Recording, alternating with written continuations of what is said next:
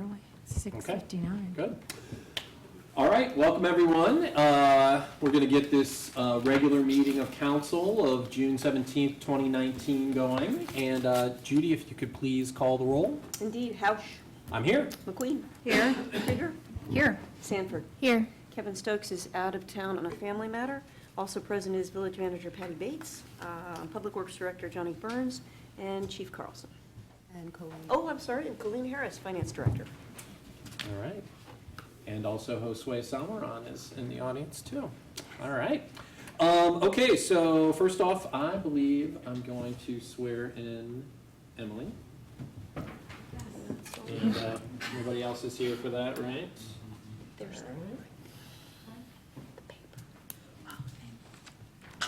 Okay. All right. So we're going to raise the right hand and repeat after me. I solemnly affirm I solemnly affirm that I will support the Constitution that I will support the Constitution and obey the laws of the United States and obey the laws of the United States and the state of Ohio, and the state of Ohio, and I will in all respects and I will in all respects observe the provisions of the Charter observe the provisions of the Charter and ordinances of the Village of Yellow Springs, and ordinances of the Village of Yellow Springs, and will faithfully discharge the duties of and will faithfully discharge the duties of the office of the Economic Sustainability Commission. the office of the Economic Sustainability Commission. All right, thanks for continuing. You're awesome. Okay, all right, so nobody else for swearing in tonight? Okay. That's it. All right, so next up we have something really special, and I'm gonna have Chief Carlson come up to award a recognition of a citizen hero.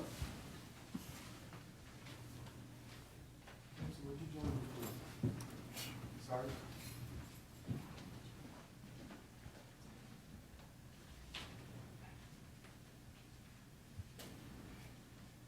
Thank you, everyone. On May 28th, at approximately 2 a.m., Ransom, a local citizen, noticed unusual smoke emanating from the surrounding area. After investigating the source, he found a neighbor's home engulfed in flames. After bravely checking the attached garage structure, you made entry into the home and assisted the residents and the family dog to safety, away from what could have been a deadly situation. You did this in a selfless, heroic manner while suffering major injuries to yourself. The Village of Yellow Springs, the residents, and the Yellow Springs Police Department thank you and present you, Ransom Phelps, with a 2019 Citizen Hero Award.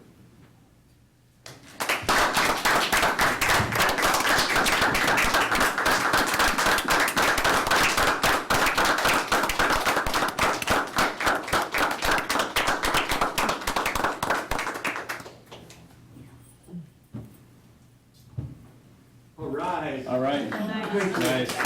Ransom. Thank you, sir. Appreciate it.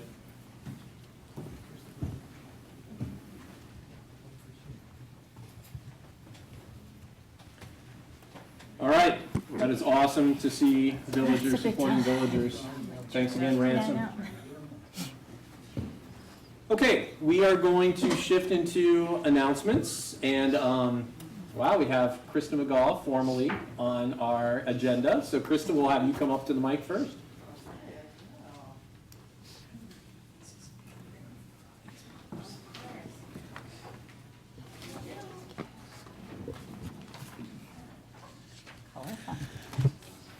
Great to be here, an exciting night.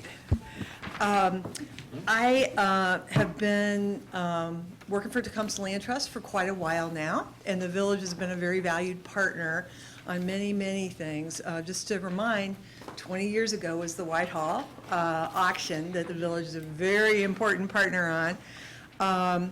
We had another auction that came up a couple of years ago. We called it the Jacoby Creek Farm. It had been owned by the Arnovitz family. And the village council and citizens in the village moved very quickly on that. I'm passing around a map that shows the Jacoby Greenbelt area that the village has had in mind over the years. And the green and blue, or the green properties are permanently protected. The red properties are the highest priority for the village to protect, if we can, in the near future. And then the blue properties are the secondary priorities for the village.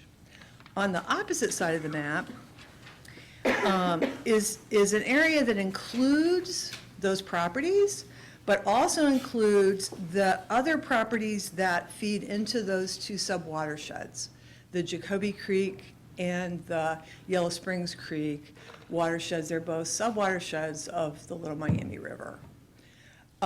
We were able to, when the Jacoby Creek property went to auction, come together with funding that would be available at the auction to work with willing bidders who won their bid and were willing to put a permanent conservation easement on that land.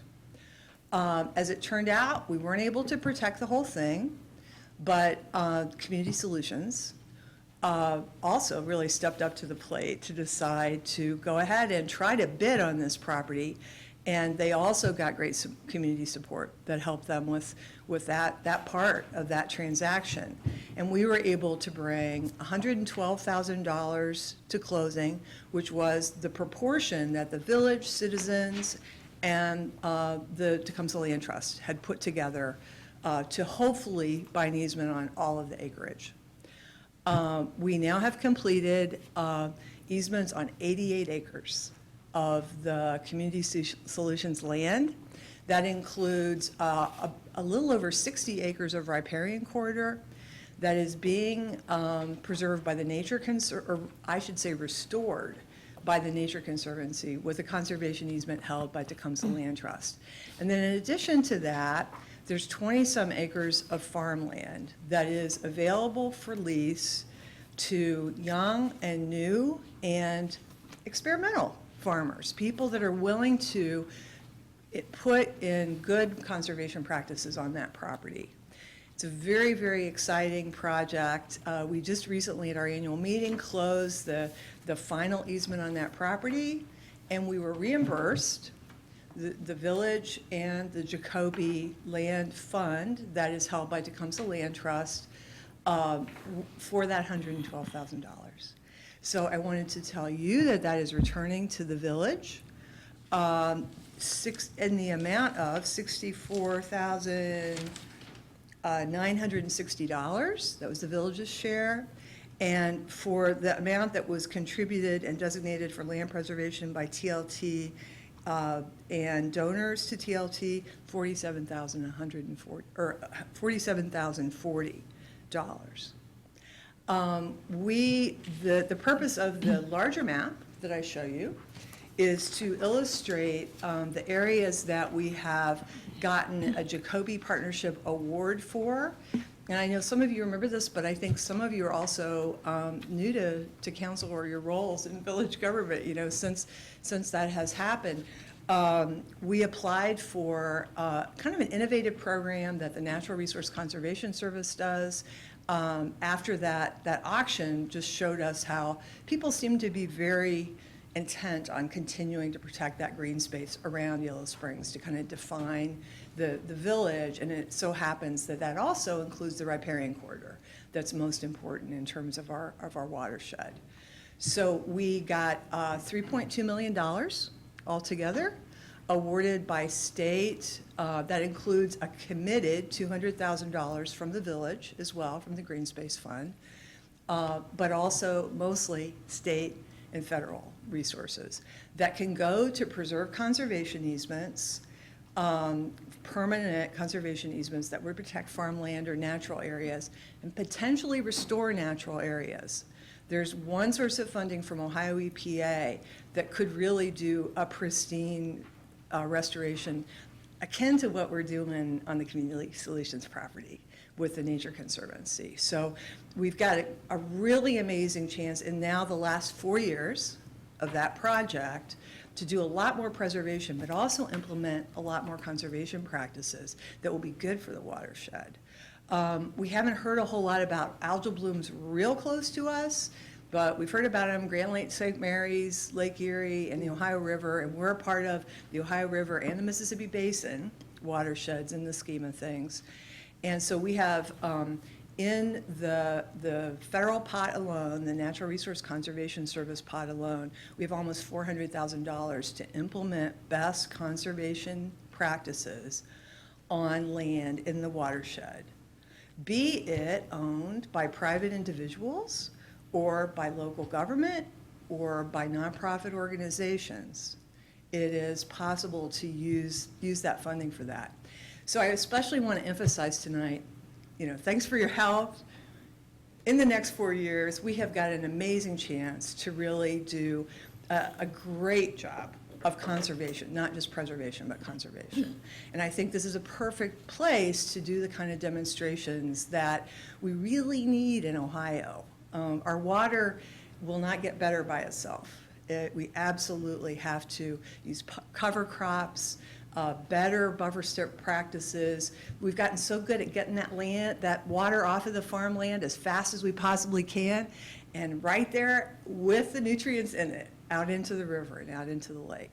So we really have got to clean up our act. We've got the best chance that I would say we probably are ever going to have here in Miami Township, little into Bath, little into Xenia, that we will ever have. And so I just want to spread the word, any land that folks here, folks at home, that you own or that neighbors who own, please, this is the time either to talk to us at Tecumseh Land Trust, or if you're interested in the conservation money, particularly conservation practice money, Lane Gehringer is your person. I will just read Lane's phone number here so everybody has it. It is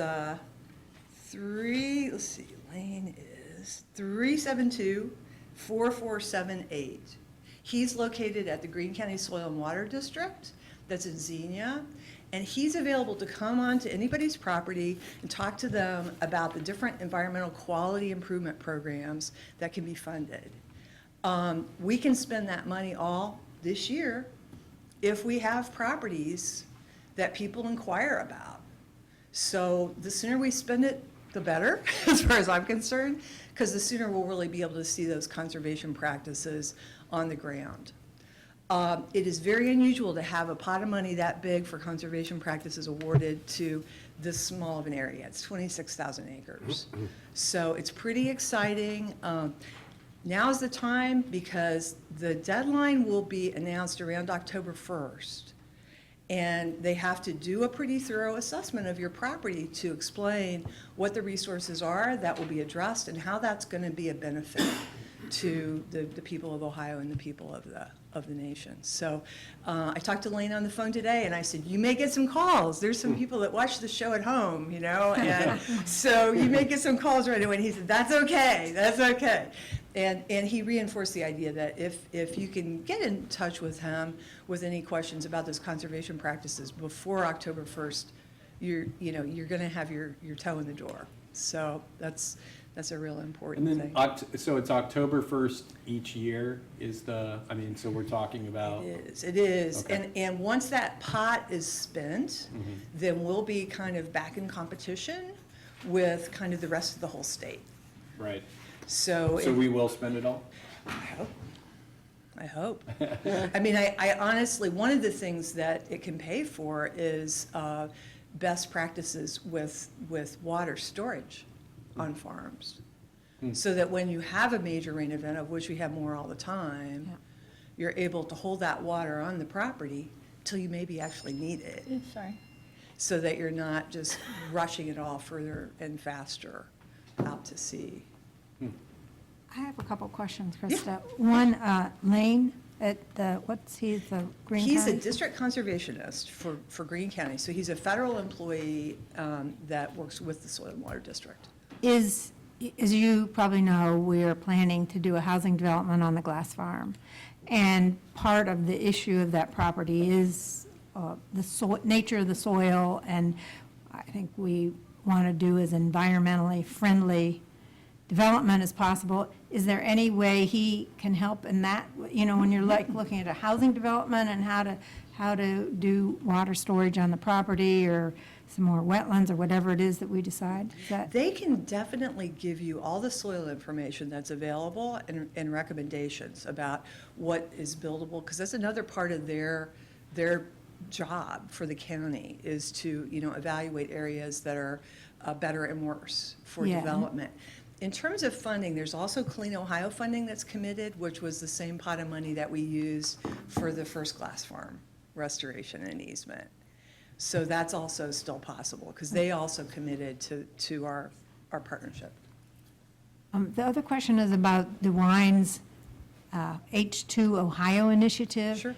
Is there, can you say something about that, and would that be applicable? I think we want to support it. Yeah.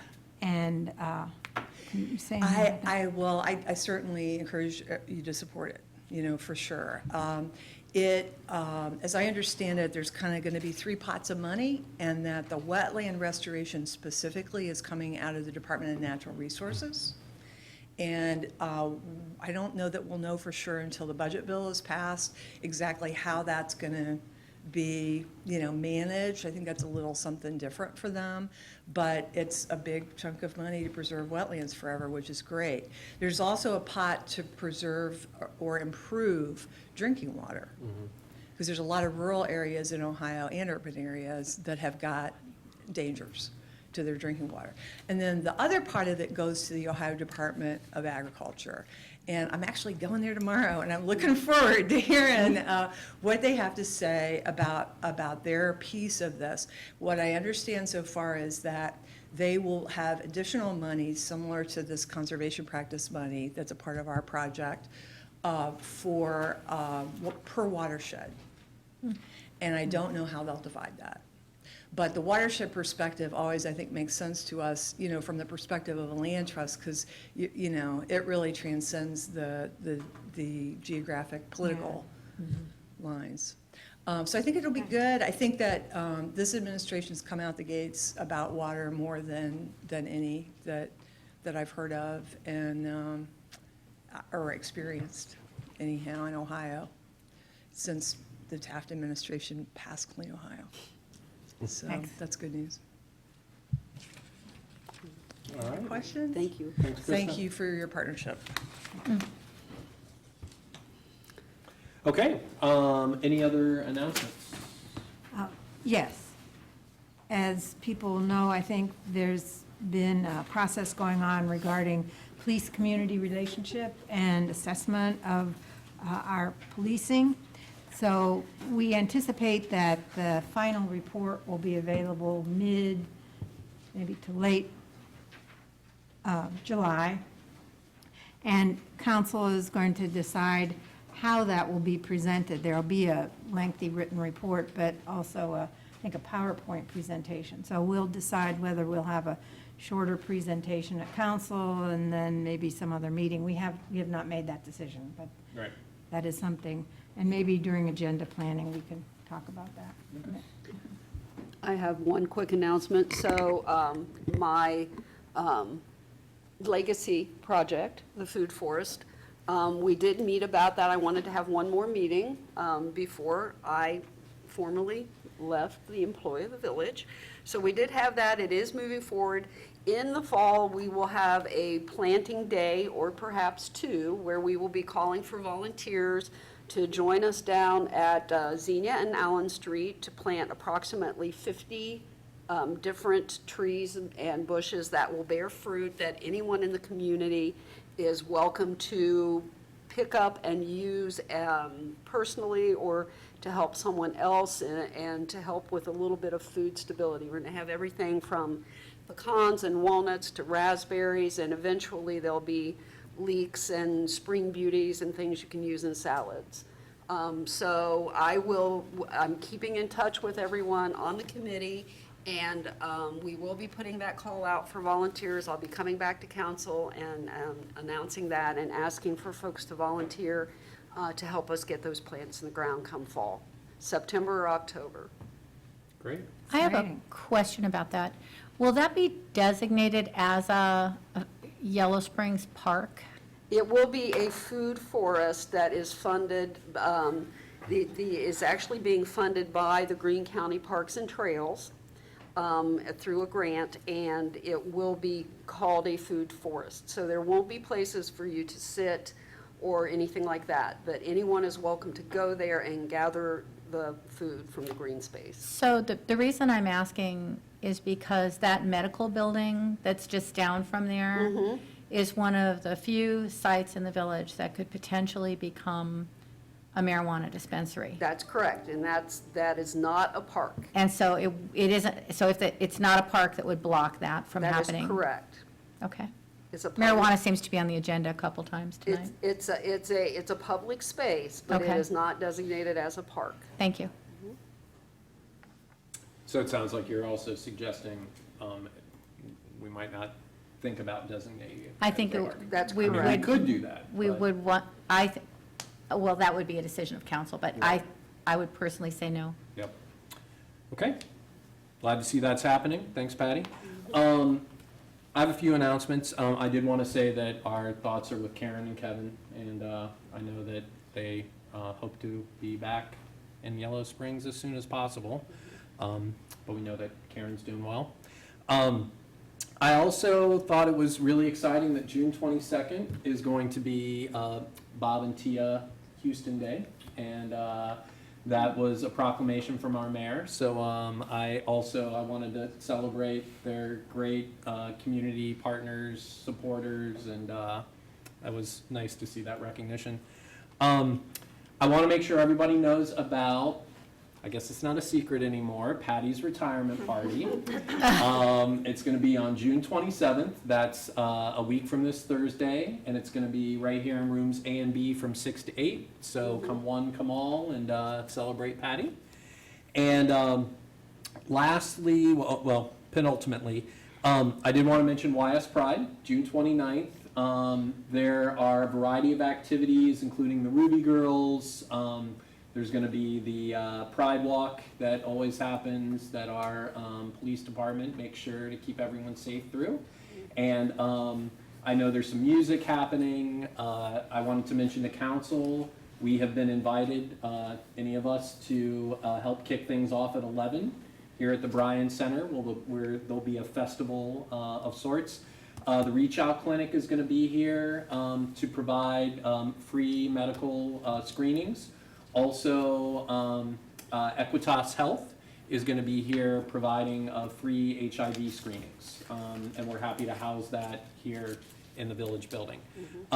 I did want to back up to June 27th. One of the things that the YS Pride team is bringing is a speaker to talk about Stonewall and sort of the what prompted the LGBT rights movement.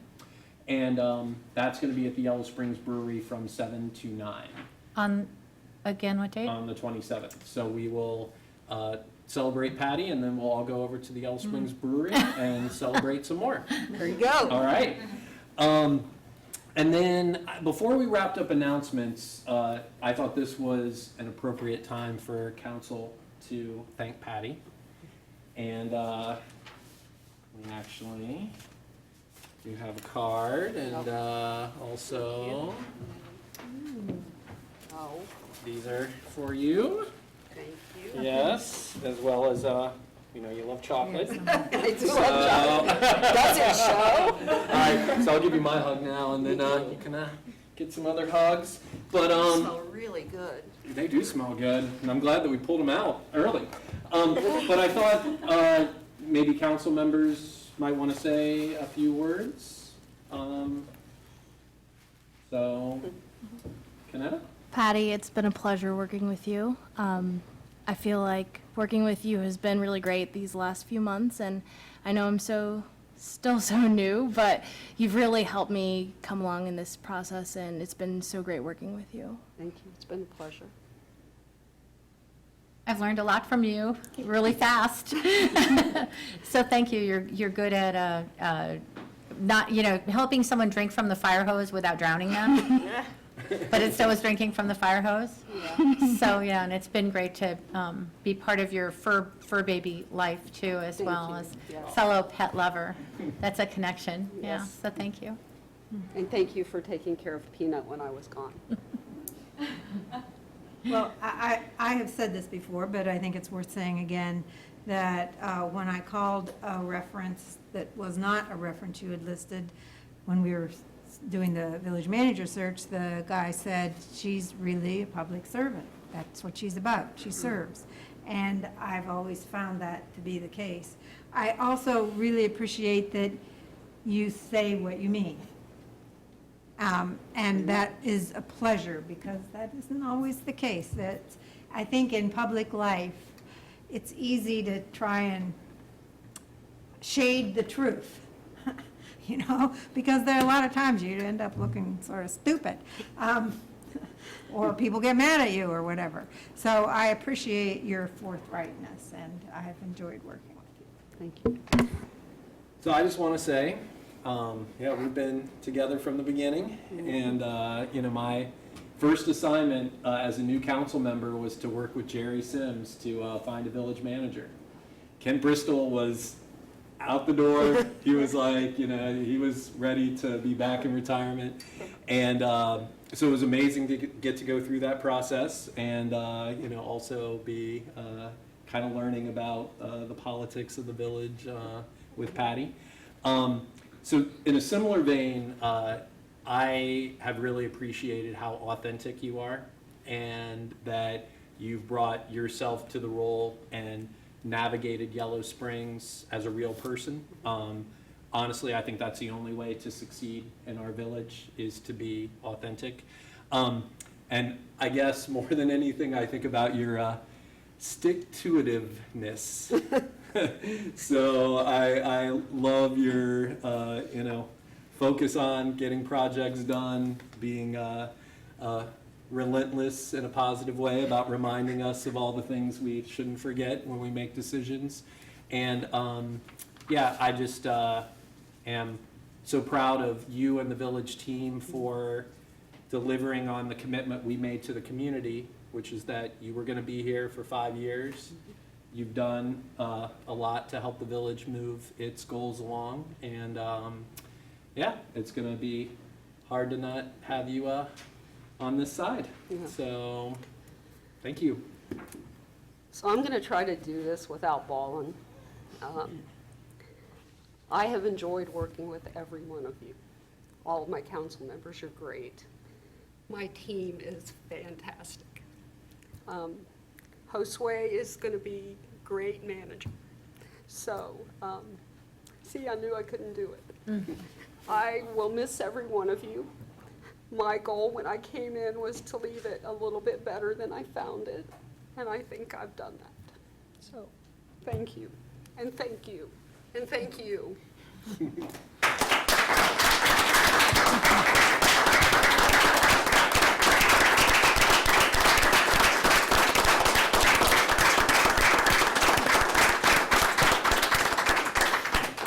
And I'm going to have some chocolate.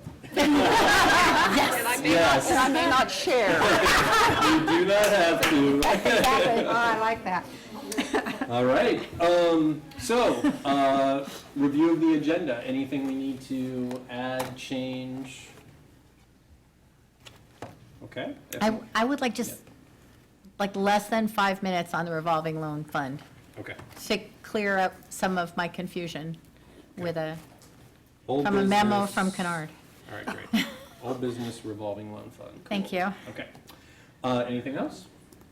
Okay, so on the consent agenda, which I skipped over, we have the minutes from our last meeting, June 3rd, 2019. So I'd entertain a motion to approve. Yeah, I move that we approve the minutes. Second. All those in favor signify by saying aye. Aye. Any opposed? Okay. Petitions and communications, Mary Ann? Yes. We had a letter from Barbara Mann about the active transportation plan, and her concern that it be implemented. Yes. Yeah. And as a side note, help me remember, Patty, when you get to your manager's report, maybe we could elaborate on this a bit. And the safe routes to school. Yep. Because there are a lot of things going on that I think will be good to let people And know. the comprehensive plan. Yep. Then Karen Winthrop from the Chamber wrote a letter appreciating staff and Environmental Commission for help with locating the shredded event, which happened at the Bryant Center. Worked out great, and they have plans to do it next year, and I don't know if they have confirmed with the, They've sent an email asking, I'm sure Johnny will accommodate it. for April 25th of next year. There was a letter from the Environmental Sustainability Commission to Environment Flight supporting that business and supporting that business staying here in Yellow Springs. Letter from TJ Turner supporting Chief Carlson. A letter from Judith Hempling and Ellis Jacobs requesting additional restrictions on Airbnbs.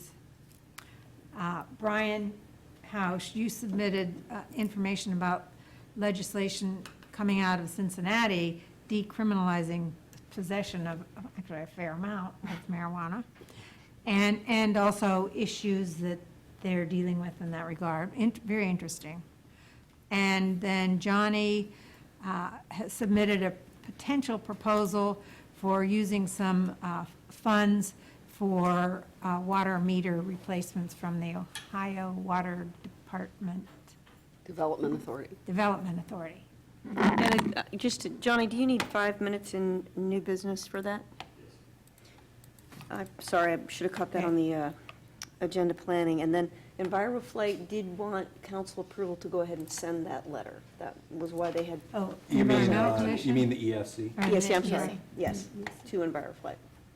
Yep. Do we, okay. Actually, I wasn't at the last Yeah. meeting. Brian covered for me, but, I mean, I think it would be great. Yeah, I think that, and that was the idea. They wanted us to see To the see it. letter, you know, to make sure that we were fine with forwarding that. I think it's great. Okay. So, Judy, if we can make sure that that letter gets to Liz. It's ready to roll, and I just realized if we put that on old business, Johnny's gonna kind of need a sleeping bag, so maybe we could put it in special reports, Okay. the OWDA. Okay. So I think we're ready for legislation. And first, we have the second reading of ordinance 2019-15. Judy, you can read that in by title only.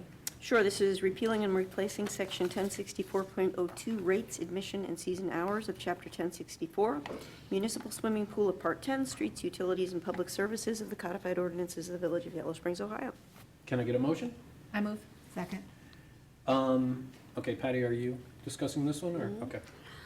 So this is the second reading of the rate increase that council has talked about in the past. The final distribution was a 30% increase for village residents and a 70% increase for non-residents, kind of across the board. We did look at several iterations of percentages, and that's the one that staff recommended and council ultimately went with. Okay. So one question I had is, so for the day rate, is that there's no distinction there? It is my understanding there is no distinction between in village or out of village on the day rate. Okay. Yeah, I don't think, I didn't totally realize that until this packet either. Yeah, because, I mean, a lot of kids come in that don't have IDs, they'll walk to the pool, or somebody will drop them off, they don't have a parent with them if they're old enough, so it's just difficult to enforce, so. Okay. Any other questions or comments? All right, I think we did discuss this in depth at our last meeting. And I think we're all generally comfortable with the fact that rates have not been increased for 10 years. That, you know, we are recognizing that our residents do support the pool, so we want to balance that. And this also will not go into effect for really till the end of the season, right? 30 So- days from today. Right, So, because yeah. we have to, yeah, because this is 30 days that it goes into play. So, okay, and we will hopefully balance the books on the pool a little bit more. I will say that I would like the pool staff to be tracking how many people from outside the village get Season passes? Season passes. We already track that. Oh, okay. But I didn't- we so far haven't had a lot of distribution. Johnny, you've talked to Sam about that. Do you want to talk about it?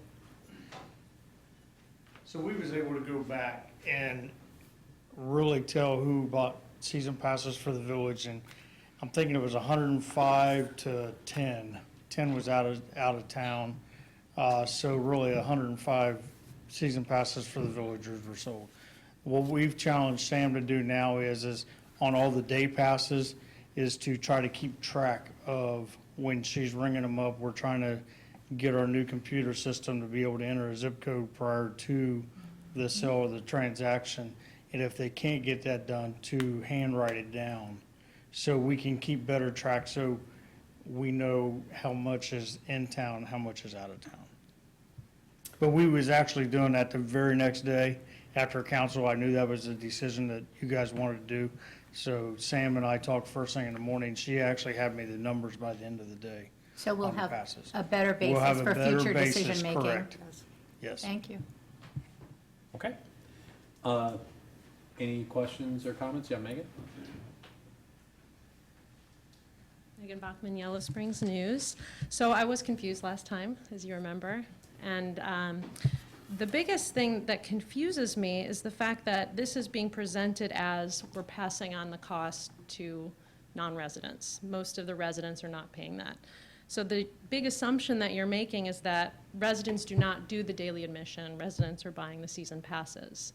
When in effect, this is actually putting way more cost on those that go to the daily admission. So under the current you have 2 adults and 2 kids come right now, that's going to be $17. Under the new prices, which is a jump up of $3.50 per adult and $1.50 per kid, it's $25. So that's a pretty big jump just for one time. The whole season pass for a villager goes up basically $5 for that same amount. So the two of the things that I heard you say last time is that we don't want villagers to pay. I don't think that's a correct assumption that villagers are not using the daily admission. And then the second thing was that we don't want people that can't afford the pool to use it. And I would also make the argument that people that can't afford it are probably going to be doing more of the daily pass than buying the expensive upfront. Maybe they don't go as much. Maybe that you pay that $25 for the family, and then it rains. You're out that money. So I guess it feels like a really big jump for daily admission. And I don't know if I just want to make sure that that's intentional, because it seems to be being presented as something it's not. So so from $17 to $25 is $8 per visit. So you come twice and you're paying more than the non-residents that would be paying, or about the same, which would be $17 for the whole season. Does that make sense what I'm saying? So I'm just concerned that it is, as Dan Dixon was pointing out, it could really affect people choosing the pool when you have some of these free splash pads, you have other options. Does it really make sense for a family to pay $25 and then it might rain? So, thanks. Thanks, Megan. Any other questions or comments? Any other thoughts from council? Well, we always run at a loss. The pool always runs at a loss. And I think we hadn't raised the rate since when? 10 years. 10 years. So I think it makes sense to raise the rates. I think I never felt that, I certainly was not feeling like I don't want villagers to pay. I think villagers need to pay. But I do think that it does mean that, given the fact that the day rates are the same for in village, in and out of the village, and I understand it's difficult with a child, that is a difficult situation. Oh, you're not from the village? Oh, okay, you have to pay more. So I don't know what to say about that. But there probably aren't that many, well, as Johnny said, there aren't that many out-of-town people that do the pass, the season pass. So ideally, it will encourage people to do a season pass, and we do have what's the pay? Swim for all. Swim for all, for those who have difficulty paying, so we have to cover at least some of the costs. I'm not sure how else to do that. Yeah, I think it's important to remember the Swim for All program. And, to me, this is just one more example of something that, where rate increases were put off for a long time, and then now, this council is making the hard decisions to try to close the budget gaps a little bit. So, I wish that it could be free for everybody. I wish that we didn't have to raise the rates. But I think when we don't raise rates for 10 years, then we get into the situation where we're trying to come back into balance and then it pinches. So I hope that the community understands this balance between maintaining our budget and keeping things affordable. Yeah, I will say, I have not been making an assumption that the day passes are, used by out-of-towners versus villagers. And part of the reason I did vote no the last time was, I'm still trying to wrap my head around what's the right balance. But I always expected that the numbers of non-residents were probably pretty low. So one thought I have is we could also try to figure out how to track and the equity impact of this. Sam knows all these kids, and so we have some time to figure out if we need to implement another kind of day pass rate that's a swim for all for the day, for example. This is not kicking in really until the end of the season or much later. So I think there would be an opportunity to add that or adjust if we needed to, because I think we're still trying to figure out who's using the pool. We're trying to figure out how to keep it open. And there's the other piece I don't want people to forget, which is that we did look at the rates for other pools, not in this county, because we're the only public pool in Greene County, but we did look at other rates, and we're still lower or maybe matching now one of them. I don't think splash pads are the same experience as a pool. It's a great way to get wet, and I think it's fun, but it's not the same. But I think we said the last time that we're still trying to figure out how to tweak this to get it right. Right now, if you look at the pool, it's a 30,000 plus loss a year. So we've got to think about how we can, make sure to keep this asset for the community. But I think Megan brings up a great point, and I would like to make sure we look at that day rate to see if it has a undue impact. Brian, are you recommending that we put off voting on the ordinance until we have additional data from this season and then inform the final ordinance based on that? Or are you recommending that we vote on the ordinance and move forward? I would like to recommend you go ahead and vote on the ordinance and move forward. And if you want to adjust it, you can adjust that rate next season, because there will be some revenue realization for the end of the season. Have we moved in second? We have. Well, Okay. I'm going to call the vote. Yep. Okay. No, you had to open a public hearing, I'm sorry. You just, Yep. Right. sorry. So, I want to officially open the public hearing because this is the second reading of this ordinance. Any other questions or comments from citizens? Okay, going to close the public hearing, and we will go ahead and take a vote. Judy, could you do the roll call, please? Yes, Krieger, No. Sanford, Yes. McQueen, Yes. Housh. No. It did not pass. Okay. Next up, we've got the first reading of ordinance 2019-16. Judy, we can do that by title only as well. This is authorizing the Village of Yellow Springs to execute a mutual aid agreement with nationally participating municipalities with municipal electric systems, thus enabling receipt and provision of mutual assistance during emergencies through the interchange and use of personnel and equipment, and declaring an emergency. Okay, can I get a motion, please? I move. Second. All right, Patty? So I mentioned at the previous council meeting that Johnny and Josue and I had discussed the signing of a mutual aid agreement with other American I can never remember, American Public Power Association members that enabled us to respond to their calls for emergency assistance and them to respond to us under very specific circumstances. That is the agreement that you see before you, and we are asking that this be passed as an emergency because we are in the season when most of these requests for assistance happen.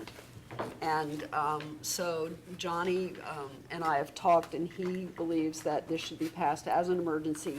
Should we have further inclement weather, we will be able to respond to other communities, and they will be able to respond should we need the assistance. Do you want to say anything else? Josue, did you We want to say? have, we have, I assume, been doing it and also getting help. No, yes? We have had mutual aid come to Yellow Springs, but what we have not done in the past is go other places to help. So Salina got hit by tornadoes.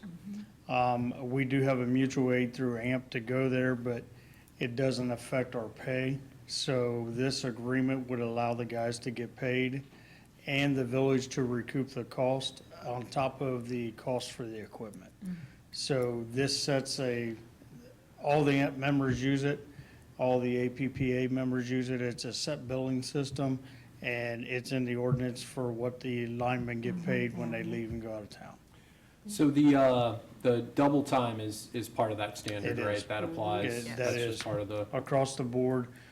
We've talked to Ed Krieger, we've talked to a bunch of other AMP members, and if they go to help somebody else, it's double time from the time they get to the call till the time they get back. And these are the forms that are included here are the standard forms that you need for FEMA reimbursement as well. So if a disaster is declared, the money can be recouped through FEMA. so, not that we would do this, but do communities ever submit a bill for less than their time because they want to help that community? That's totally up to the community, yes. Okay. So yeah, I do want to, I think this is really important as well. When I was at the last Miami Valley Regional Planning Commission meeting, I was hearing from everybody how all these communities were, supporting each other. They were setting up, like Huber Heights set up a fund for other communities to, not for them, but to help other communities. I heard that similarly, when the KKK rally was happening in Dayton, a lot of officers from other jurisdictions went to Dayton to help. I assume since this is public power, that this only covers utility stuff, right? This would not Correct. cover. Correct, it just covers the electric department. So do we know, is there a similar kind of thing with police departments? We have mutual aid agreements already with the police departments in our immediate area. Okay, okay. And I know that it is being talked about in the Greene County area with some commissioners, and I've had some conversations about getting a tight-knit group again to where we can help each other out. Yeah, because in time of obviously we've been really lucky with some of these, recent Yes. events. But I want to make sure that, we're doing our part and, getting support when we need it too. Correct. So this is great. Okay, thanks, John. Any other questions or comments from council? Okay, so since we're reading this as an emergency, I'm going to open the public meeting. Do we have any questions or comments from citizens? Okay, if not, I'm going to close the public meeting. And Judy, if you could call the roll, please. Yes, Krieger, Yes. McQueen, Yes. Sanford, Yes. Hausch. Yes. Okay. All right, our last piece of legislation. Is the Rebecca. contract with Rebecca. Do you want that? Thank you. All right, yes. Resolution 2019-28. And Judy, we can do that by title only. All right, this is renewing a contract with MVECA for provision of internet services. Can I get a motion, please? I move. Second. All right. Patty? We currently have a contract with MAVECA, the Miami Valley Educational Computer Association, to provide our internet access. It is time to renew that contract. We are exercising the option to renew that contract for 3 years at an actual decrease in cost of $65 a month. So we always get good service from MAVECA, and we're sure we will continue to get good service from MAVECA. I have a concern on the contract. It says we're an educational entity, and then it says we're a school. Yes, I asked Thor about that, Thor Sage, and this is a standard contract that they use, and they don't change the wording. So this is what we signed originally, and we've been operating under.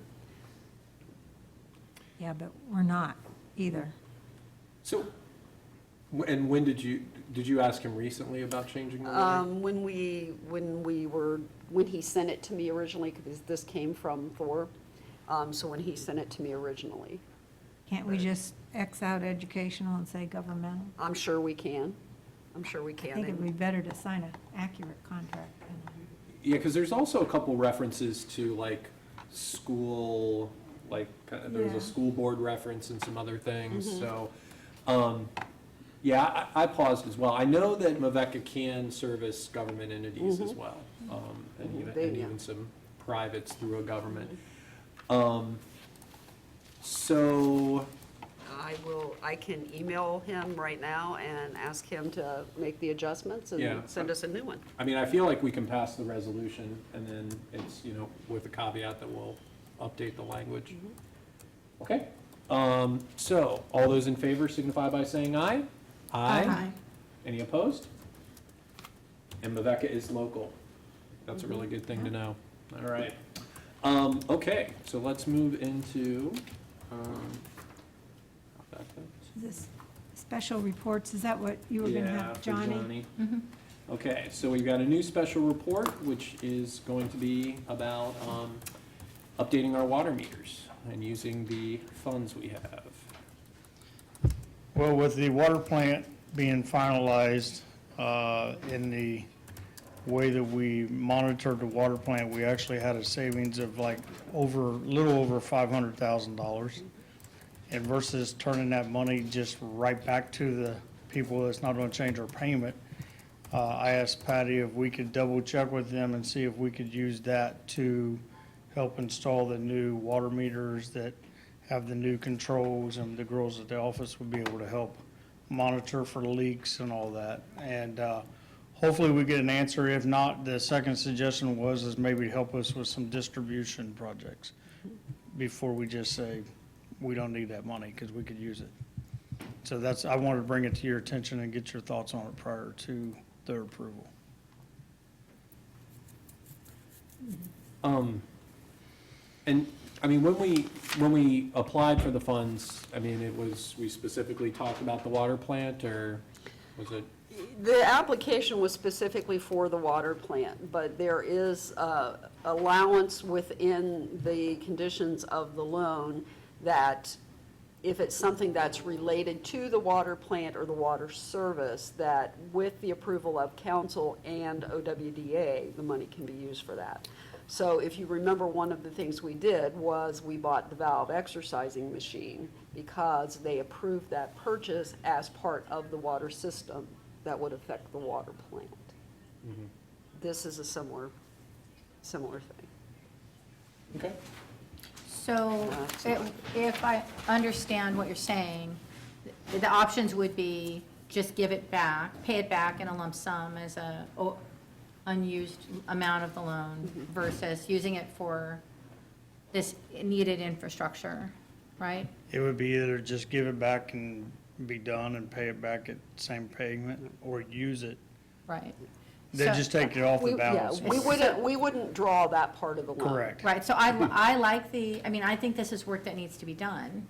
Correct. So I like the proposal. I just don't feel like I fully understand the implication on the books of paying it, not drawing it versus using it, drawing it and using it. Yeah, so I mean, that would be my only question. Is Correct. what is really the impact on the bottom line? So what you're asking for is the amortization of it with the drawdown of the full amount and as it stands now. So you can bring that back to the next meeting. All right, sounds good. Thanks, Johnny. I think that's a great idea. Okay, now's the time on the agenda for any comments from citizens about topics that are not on the agenda. So we ask with citizen concerns that you limit your comments to 3 minutes. Do we have any citizen concerns? Yes, Megan. I was just wondering if council will be revisiting the ordinance that it passed, the resolution it passed, changing council rules of engagement, including not allowing clapping or booing or signs in council chambers. Okay, I mean, do we want to discuss that now, or? I have said that I would like to revisit it at some point and have community involvement and have, I'll say, it's not rules of engagement, let's say principles of engagement. And I think also it would be nice to have them written. But it is not a top priority for me like this month. And as, with Josue coming on and us planning a work session, hopefully in July, we can start queuing up things, but I think I don't have any, I'm not pushing that forward right at this, today. Yeah, I mean, Mary Ann and I did agree to think about how that discussion might be framed up, but I agree, I mean, the agendas have been very full. We did do quite a bit of clapping already this evening. So, I think that's conditional use of clapping worth considering at some point. So, future agenda planning for me too. Okay. Any other citizen concerns? He did have his hand up, gentleman. Did you have something? Okay. Oh. All right. Okay. If not, let's move on to old business. And Lisa, I think you have a community. Yeah, I health just wanted to assessment give an update on the community health assessment with thanks to people in the community who are already involved. In this packet, I included some information just for those of you who may be more interested in doing a little bit of a deeper dive in what a community health assessment accomplishes. The greatest value, I think, for a community health assessment is that even when you have data at the level of the county, it really does wash out the particular needs and issues of a community. And in fact, Dr. Sherlock and I have had one meeting and several conversations with the county, and they are unable to provide us with any 45387 specific data. Not because they refuse, because No, they no, don't no, have they it. just don't have data at that level. Wow. We're also working with both Premier and Kettering to see if they can provide de-identified 45387 emergency admission data. That is, of course, everything's going to be HIPAA compliant and all that. So I've learned a lot about the excellent services, really, of the Greene County. They have an accreditation department. There's a relatively new accreditation that Greene County does hold. And that is really about continuous quality improvement of the specificity of healthcare data that's collected. And starting in this next accreditation cycle, the county, all counties who wish to have this accreditation will be collecting much more community-specific data. But really, the health departments are relying more and more on communities taking their own local efforts, just as we are. So we will be giving our results to them that they will roll up into their stuff and then add to it. So we were really commended, and I think it tells us that even more so that this is really important and a real opportunity. So in the packet, you'll see there's this circle diagram that talks about the steps in a community health assessment, where first you identify and engage stakeholders, and then you define what you mean by your community, you collect and analyze data, and then once you have that, you prioritize and start to take action. So we're still in the really early phase, but I'll keep this little diagram going so we can kind of track where we are in the process. I also want to mention that Dr. Sherlock and Reach Out on our behalf has invited the pastors and spiritual leaders of Yellow Springs to come to a breakfast. It's this Friday at Ellie's, so that they have the opportunity as a faith community to talk about where they see the wellness and health issues are in Yellow Springs. So I included a copy of that invitation and the individuals that were invited. Also, just in case anybody's interested, I did pull the Greene County, Ohio, aggregate results that show the top causes of death, heart disease, Alzheimer's, and lung cancer, the priorities from a community meeting at a county level. And it's going to be interesting to see how our data align to the county. But one thing I notice is that while we have some concerns in Greene County, in general, when you compare it to the state of Ohio, there's a lot of areas where our health is better in the county than either the state or often US. Yeah. So I just wanted to give this update, and I'll continue to provide monthly updates. I believe that in August, we'll be ready to have a presentation by our health assessment team. The only thing that won't be completed by the end of the summer is Cedarville has a nurse practitioner program, and in the fall, the nurse practitioner program is going to lead the pediatric wellness assessment specifically around children in Yellow Springs. So there'll be some of that in the initial, but we'll get a deeper dive in the fall. So I'm really grateful to these communities, to Wright State, to Reach Out, to Cedarville University for their interest in providing this service to the village of Yellow Springs at no cost and great value. That's all. Excellent. Thanks, Lisa. Mm-hmm. All right, Kanetta, tell us what's going on with the Justice System Commission. So, after some time, we kind of have taken the time to let everything else kind of unfold. It's been a crazy several months. But this week, Lisa and I will be interviewing the past members of Justice System Task Force in order to kind of guide where we're going next with the Justice System Commission. The original process is still taking place, it's just pushed into the summer versus being in the late winter. So our next step after interviewing those members will be to kind of guide and interview our next commission members, and we'll make announcements about that once we're ready. And then from there, the timing really lines up with the assessment of the police. So we'll also use that to kind of guide our next steps with the commission. So can I ask, with the interviews of the Justice System Task Force members, this is to get their feelings about like what worked well, what could be improved, that kind of thing? Yeah. Okay. Yeah, and their experiences on Is it too early to put out a call for Justice System Commission members? Let people know that we're gonna.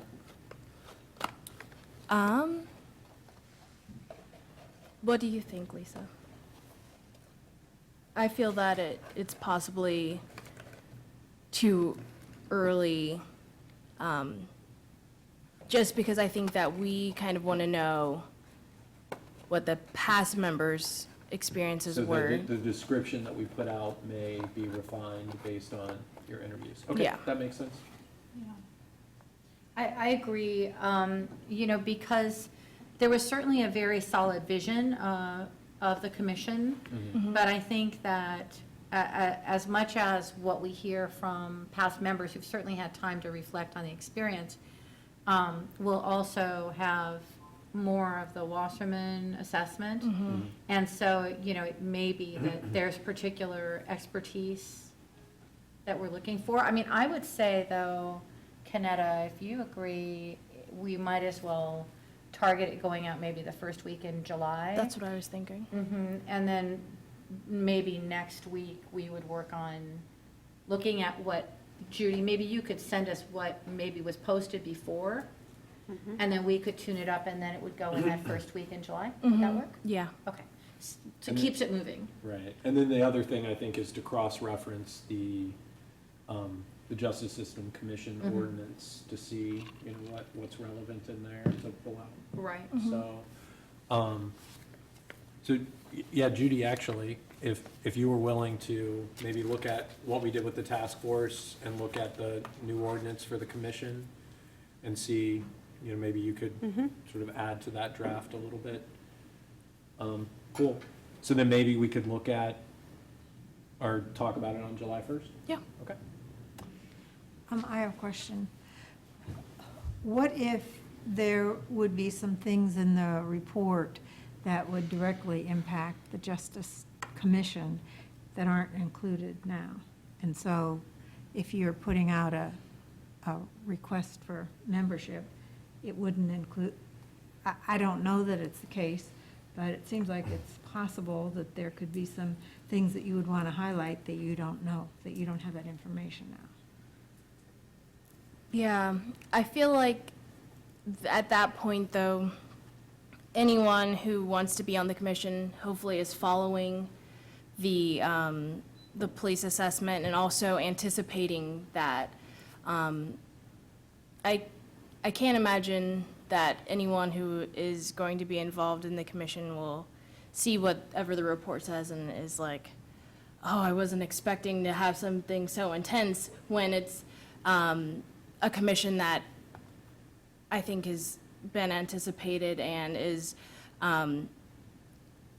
tasked with kind of pushing that policy forward. So I guess I can see where maybe there might be a few people who might say, well, if it's going to be that intense, I might want to step back and wait. But I think for anyone who is looking to be a part of that, the Justice System Commission, hopefully they're already kind of following that we have this coming up, and that it is possible that it will influence kind of the next steps that we take as a commission. Well, and to that point, I think all of the commission ordinances have a statement in them about that commission following the directive of council with regard to council's goals as relates to that particular area. And you could, in fact, work something in that says, and based upon recommendations made by, you could work that in, but I think the expectation is that if council directs you to do that thing, that is what you do as a commission. So I don't know that would change anything. And I think we can definitely let them know it's going to be intense. Yeah. So, you know, I have no doubt that this will continue to be a very active commission. So, I think it's a really good question. I mean, I always keep coming back to the policing vision. And, you know, if that's going to stay the same, then that's grounding, right? And anything that we act on from the assessment, we should be able to map to that. Or we need to reevaluate whether that is the community's and the village's vision. You know, and I think that we understand that whether we're going to call it community policing, you know, because I know that there's some bias that there isn't a common understanding of what that means. So Right. whatever we're going to call that, it will be a focus of the commission. And perhaps looking at the citizen appeal process, because that was proposed in the past that I think will be supported in the assessment. And work related to restorative justice, which I believe will be supported in the assessment. So I think we're getting enough flavor that we can have reasonable conversations with people about what they might be expected to do. Well, I'm not doing it, so you guys are doing it. But Thanks for if that. I were doing it, I would want to know, okay, like, these are the 5 things that we want this group this year to really dig in on. And if we don't know what those 5 things are, then we're putting the word out, and then 2 months later, we have this thing, and we already have a bunch of people that maybe thought, whoa, we were going to do this, but, so, I'm not going to sit here and No, I get your point, continue to. And I get your point. But I think even once we put the word out, it'll take a while to accumulate Well, yeah, it's summer. indications of interest, and I think we should interview people all together in a group, rather than as they dribble in, first come, first serve, just so we see. So, I mean, I think the whole thing will take a couple Right. more weeks, by then we should We have need the to give report. people at least 2 weeks, maybe 3. Yeah. Yeah. So there's a timing thing. Well, let's have it on the agenda for July 1st, see where we're at, and if we're ready to put the word out. Have what on the agenda? To talk about it again. Talk about, I guess, a more specific timeline for recruiting for the Justice System Commission. And, if we're not quite ready, we can delay it a little bit, but yeah, let's factor in that, giving people enough notice. And then there's time for the interviews. Okay.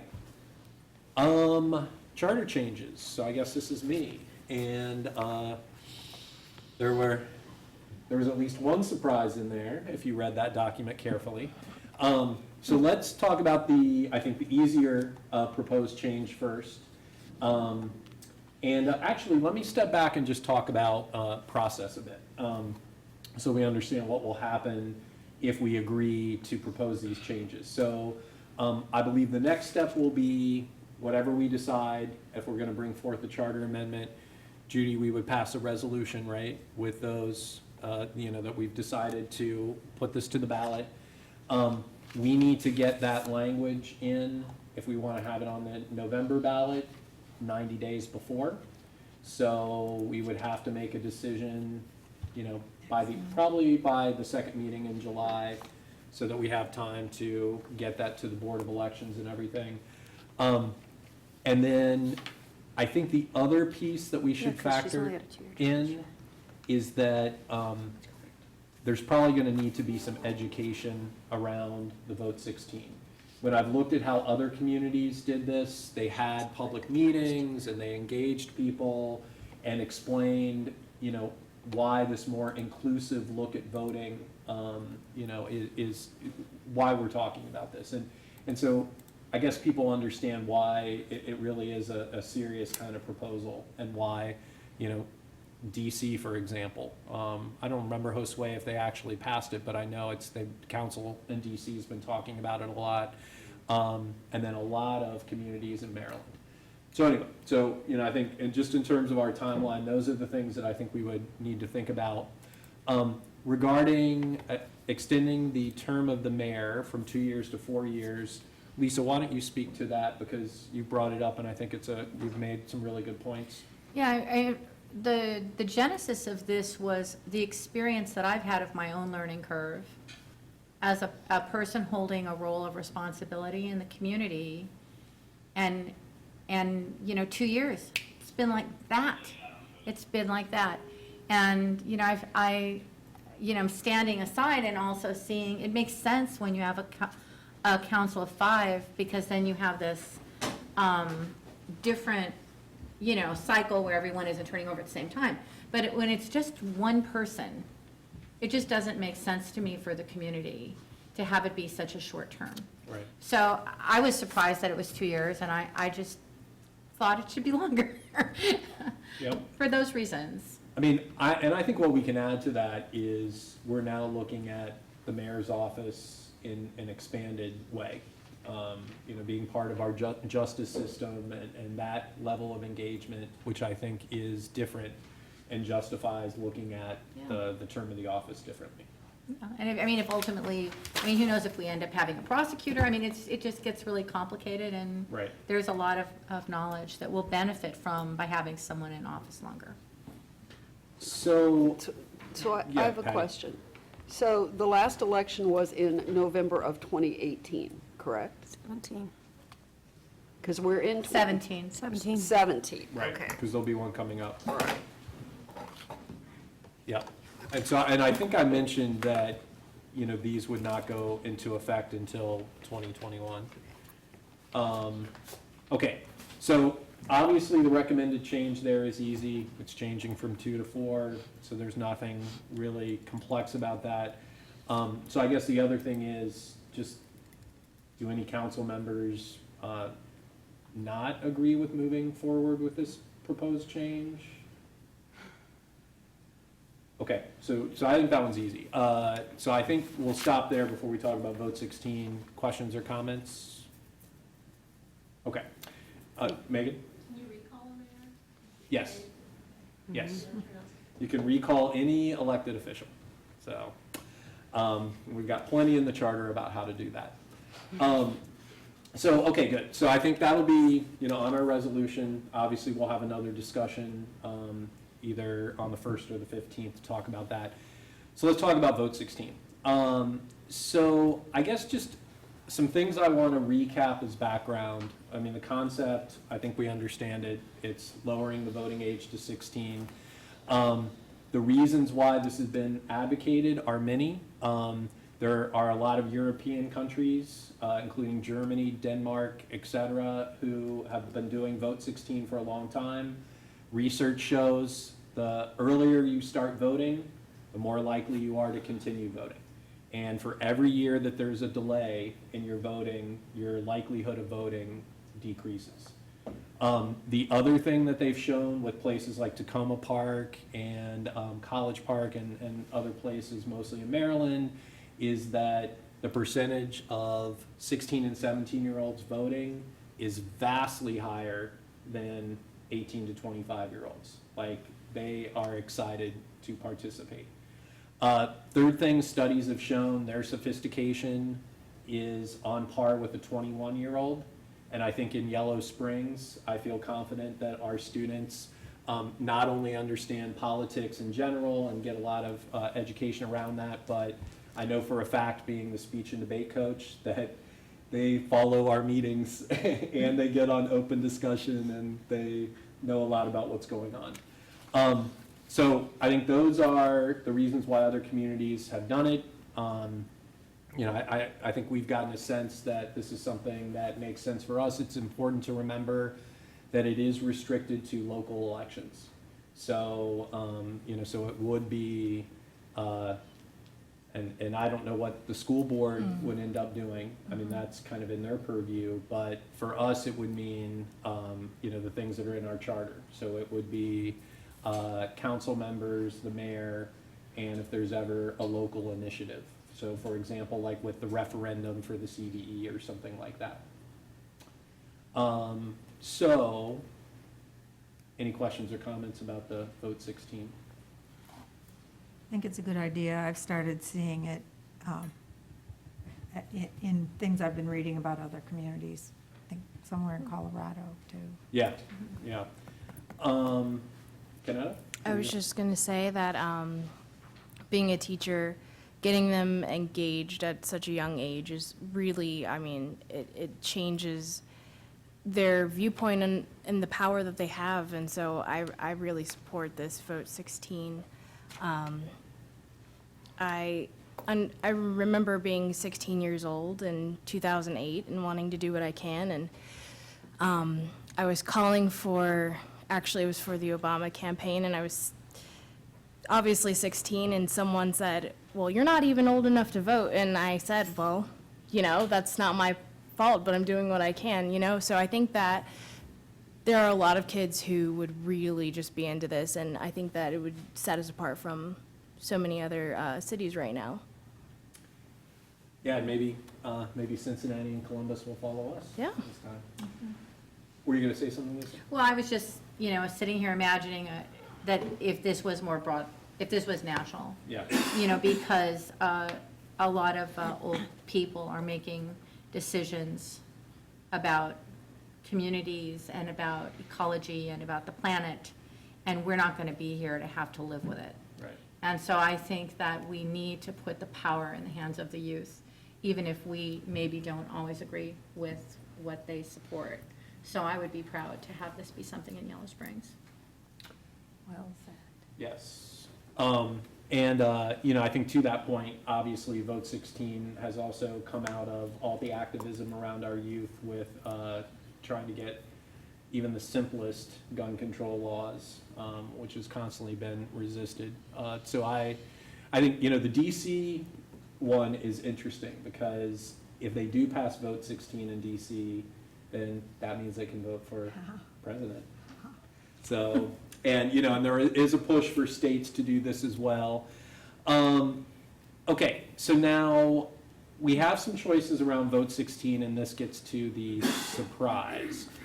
Because there's another issue that came to my attention that I was not aware of, and it's in the very last option for language, and it's the one that talks about also giving non-citizens the right to vote in our community.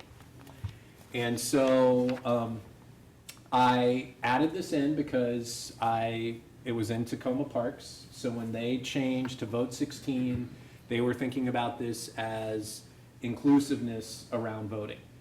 And I found out that, again, actually, I guess San Francisco has passed this, but I think it's restricted to school board members. Chicago has allowed non-citizens to vote for a long time. And then, again, many communities in Maryland and so forth. So one of the things, as I did more research about it, that I learned is that this is thinking about, people that are legally in America, they're permanent residents, and they're active parts of their communities. And so there are a couple things that I think we need to consider, right? I mean, it's another issue that's being talked about a lot. College Park just passed it in 2017. And actually, my colleague is the mayor of College Park, so I had heard that they were talking about this.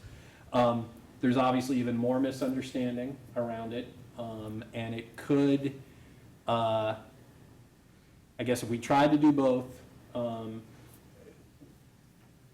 one may suffer because of the other, I guess. I'm not as concerned, actually, about our community. I think through education, we could explain why other communities are doing this. And when I think about members of our community that may not be, they may not be US citizens, but they have green cards and they are actively involved in our community, I'm very compelled. My other concern is that this has not been done in Ohio. So Vote 16 may pass under the radar. Non-citizens may get a lot more attention. So anyway, but I wanted to make sure to share this because it came up in, what these other communities that have done Vote 16, some of them are doing. So, thoughts? Well, so we're not talking about people who, as you said, we're talking about people who aren't citizens but who are in the country legally. So we're Right. not worrying about them being picked up by ICE or anything. Right. Yeah, I mean, basically, I guess they're either called legal non-citizens or legal permanent residents. So that's who we're talking. Yeah, Josue. The other group that's been considered as part of this push to allow legal residents to vote are youth who have deferred action, DACA. They're DACA recipients, so they grew up in the U.S. and under Obama program they're allowed to be here legally. They have the deferred. They're recipients of DACA, and this is a way to bring them into a greater level of participation in the community, give them a voice through the local voting elections. Right.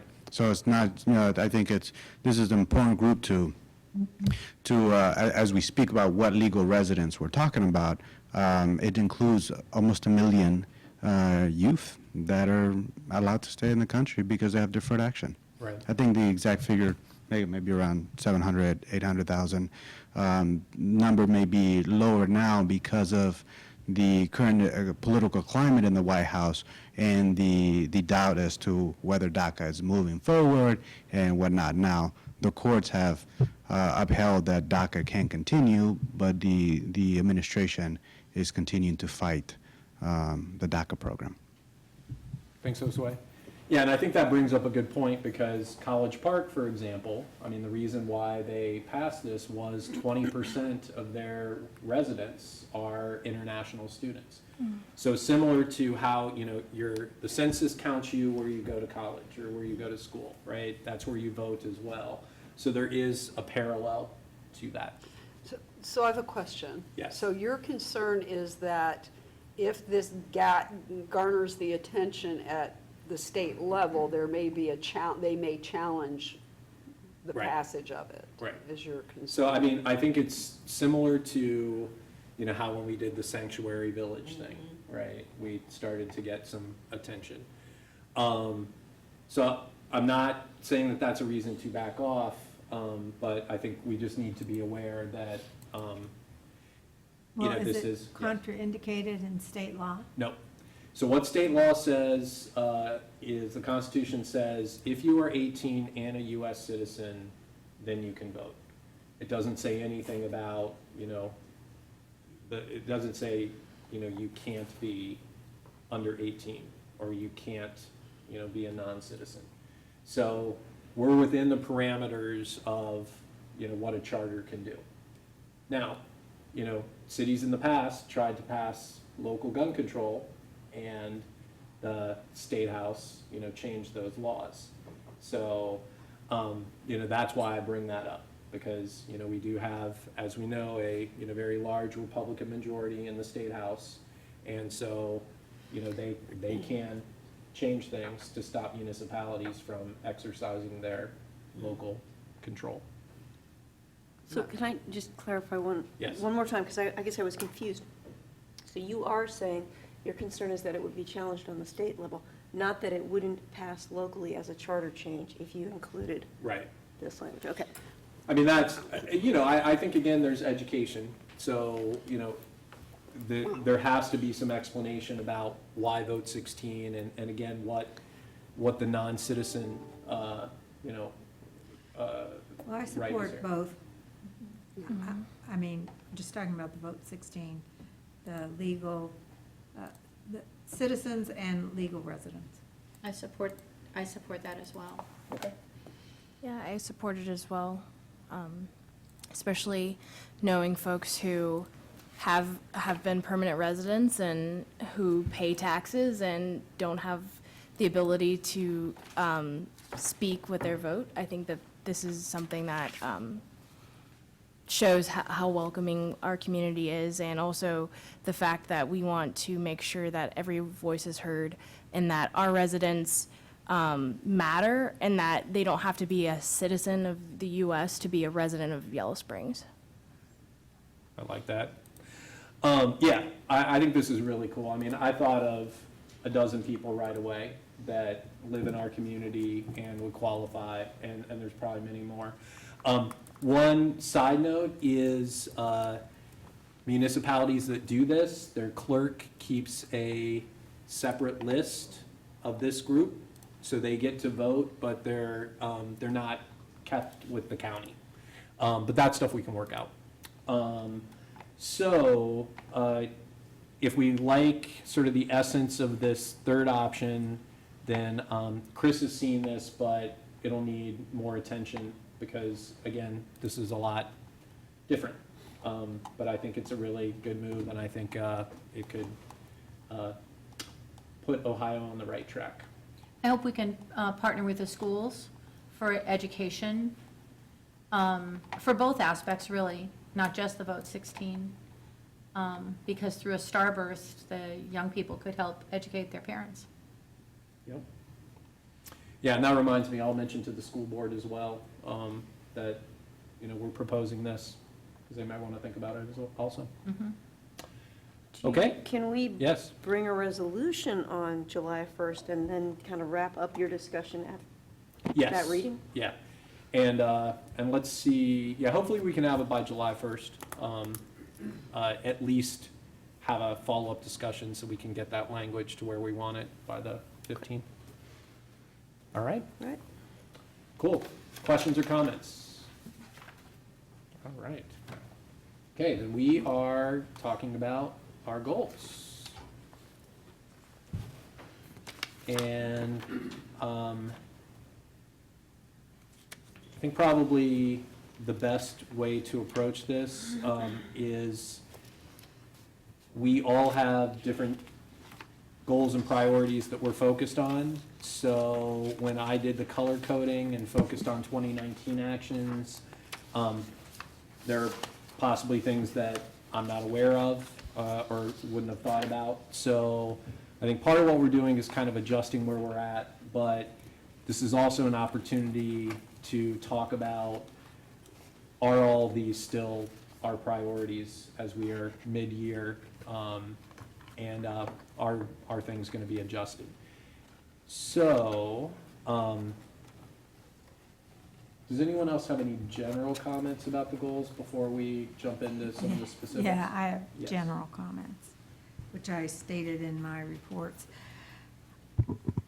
I get the feeling that we start sort of, I'm going to say, dump everything but the kitchen sink into our goals.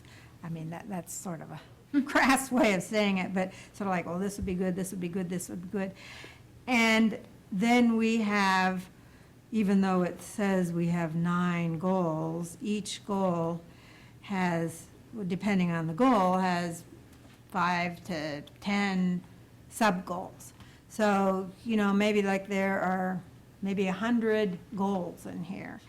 And they're all sort of flat, condensed in 2019, and then we have some other things for the future.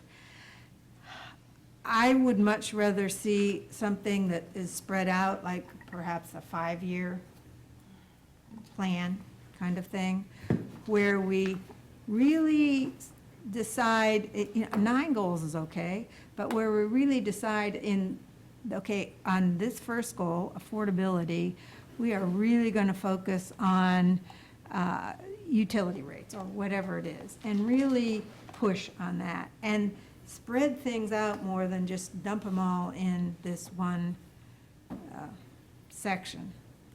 I also suggest that we organize, to the extent that we can, our agenda around our goals. And of course, things are always coming up, so we can't do that every time. But that at least quarterly, we are saying, okay, where are we on goal 1, 2, 3, 4, et cetera, rather than just sort of looking, halfway through the year, okay, well, what have we done? Did we do?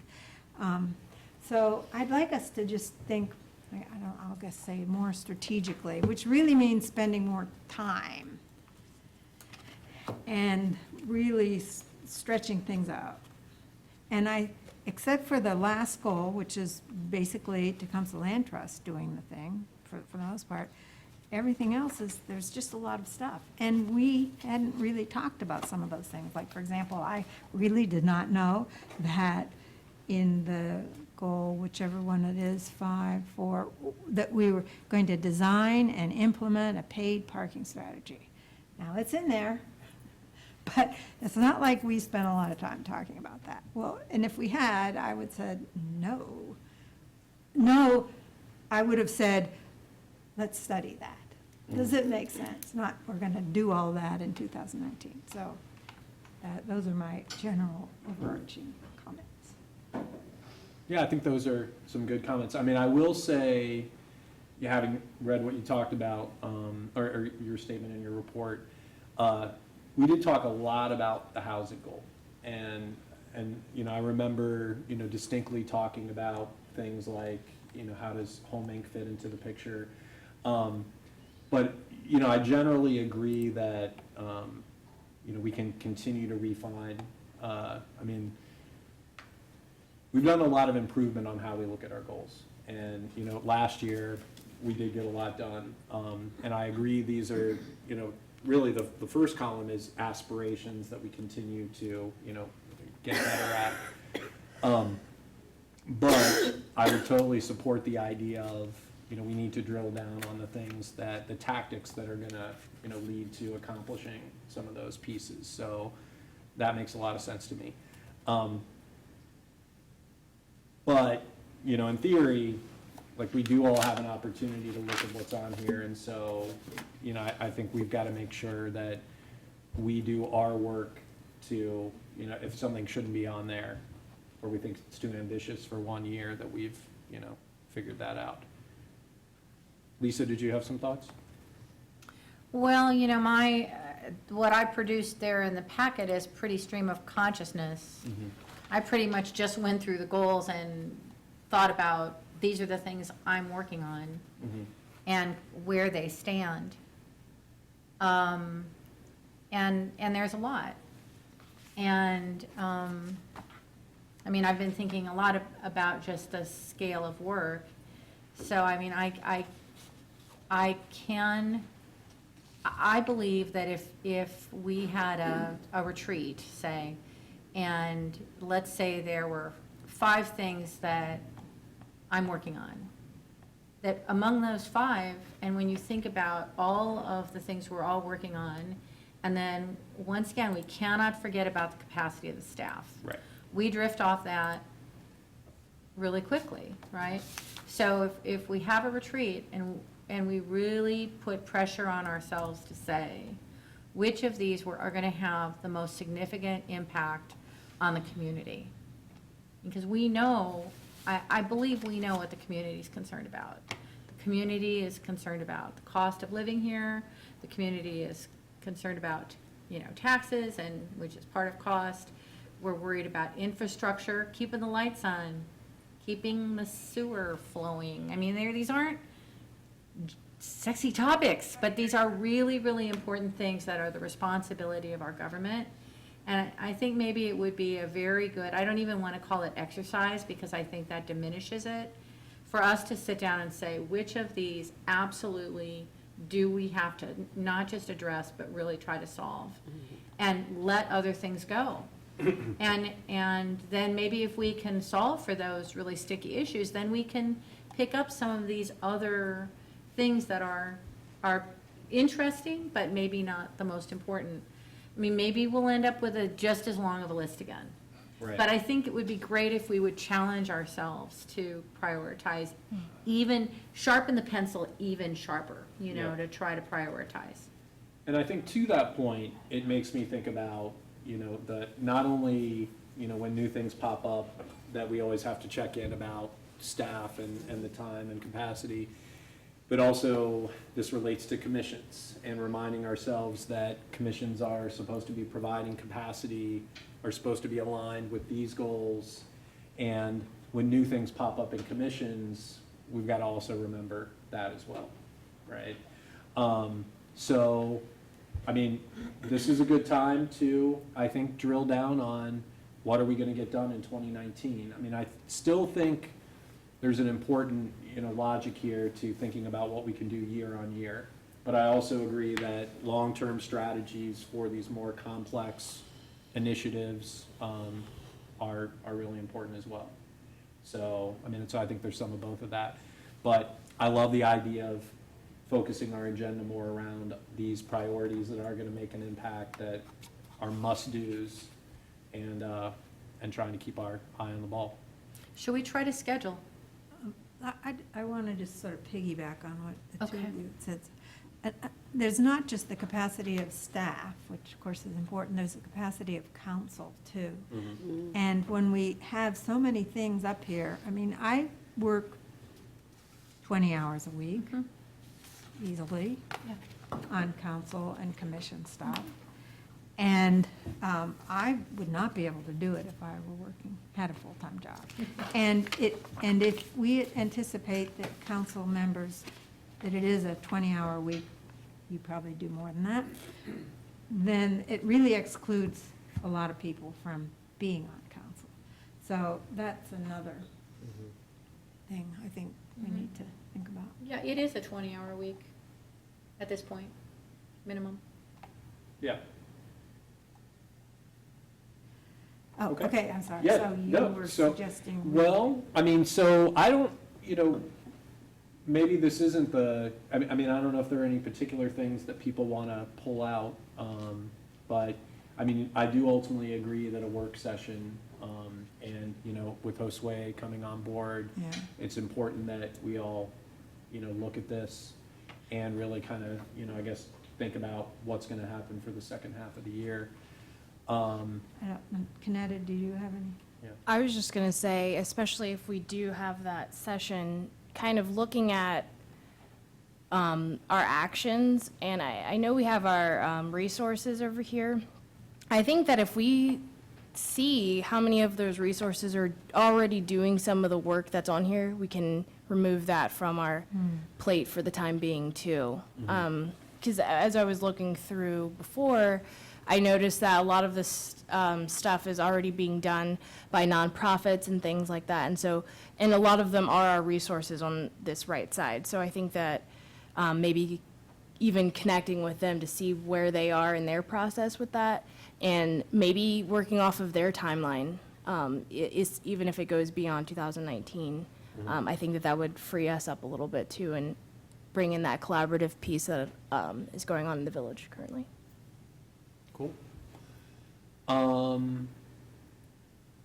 Okay, so it sounds like we're leaning towards a deeper dive in a work session. Okay. And Lisa, what were you thinking about with, did you want to? And maybe in July, yeah? Some dates? In Okay. July? You actually have 5 Mondays in July. I don't know if you want to consider that extra Monday. And you will not have a clerk for some of them. Oh, that's correct. I forgot about that. Pardon? You will not have a clerk for some of them. So Yeah. whether you need me or not, I'm just saying. I don't know if you'll have a village manager for some of them either, actually. Well, what kind of, I think we need at least a 3-hour work session. And I'd prefer we're during the day rather than at night. Is that something that, so should we check with, clearly Josue needs to be here. Right. So do you have, For me, the sooner the better, but I will make myself available to your schedule, what works for you. I'm pretty busy in the next 2 weeks. Patty made sure I had a full schedule in the next 2 weeks. But we can work around that schedule. So if we can get your availability, I think we'll start with what's your availability. So, I mean, maybe what we should be doing is shooting for, if we're talking about July, the 2nd or 3rd week. How about Friday, July 12th? works for me. Packet day. Packet day for me, so I can set you up and get you rolling, but I'll be doing a packet. Unless we did it in the afternoon. And that can work. Yeah, we could do it in the afternoon. So the 12th in the afternoon? That would be excellent. So like, It'd start at noon, I would think. Is that- I would mean, you if be everyone gets everything in to me by Thursday at 5, that packet is out of here right on time. So Well- if everyone knows we've got something going in the afternoon, I can be available. How about 1 certainly to by noon. 4? would 1 to 4 be Friday. okay? Mhm. And then if you need to be done at 3:30 or whatever, we'd be okay for the last half hour. Okay. July 12th, that's good. It was surprisingly easy. Yeah. And I'll shoot Kevin an email. Well, we're just putting everything off. Well, Usually we can't even find a Setting a date. date. except, that being said, I mean, we should all do our best to come prepared. Prepared. So to me, what that means is, number one, if we're taking things off of 2019 actions, we should have our, I guess our reasons why. And then secondly, thinking about what our, what are we pitching for as these like top priorities and some ideas about how we're gonna get those moving. Well, if we focus, if all of us focus on each of the goals, what do we think are the, I don't know, one or two top things in all of the goals and come prepared to defend that? Yeah. And then I'd love to spend some time, you know, at least brainstorming on, you know, what those timelines or action plans look like, but those Yes. could be further refined. Yeah. So, cool. Did you have thoughts Well, this and- way? Oh, sorry. I was actually thinking of maybe making a matrix of where we can score them on priority and how likely are, how accessible they are, and how doable they are. Would you do that, what? So when to would give you you an do that? example, we earlier today, we discussed the Yeah, I know comprehensive what you plan. mean, but would you do that, like, how would that fit into what we're talking about? Well, I'm just thinking of it now, but if I could plot all the goals and the sub-goals that I've listed, and there's some things on there that have been noted that they're ongoing or they're in some process, and you color-coded them, some of them, so we'll know how far along we are on some of these goals. So there may be goals there that we're pretty close to accomplish them, or we can see an end in sight in terms of a timeline. They may require the 6 months, or we may have an idea what that timeline to completion is. And so if we plot that against the priorities, we can see from a time perspective what's within reach, what's going to be this year's goals, and what are things that we may need to push into a year 2 or year 3, and so on.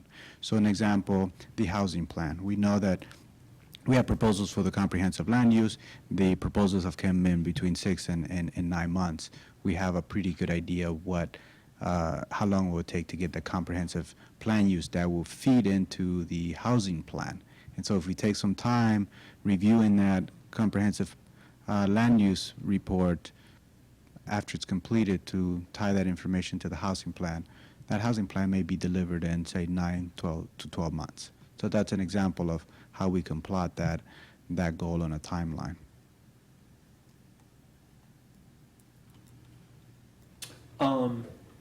Okay, so let's, you and I connect about how we might structure some pre-work to Okay. get that session more organized.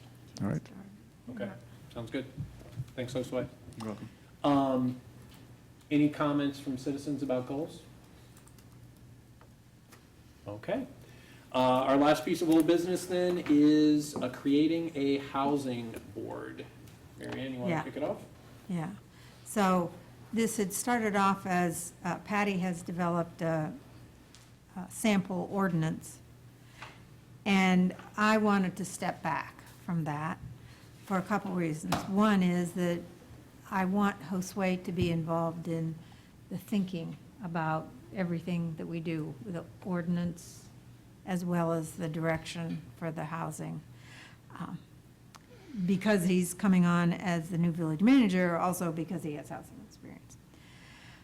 I also wanted to step back because I want us to know where we're going with this before we set up the structure for it.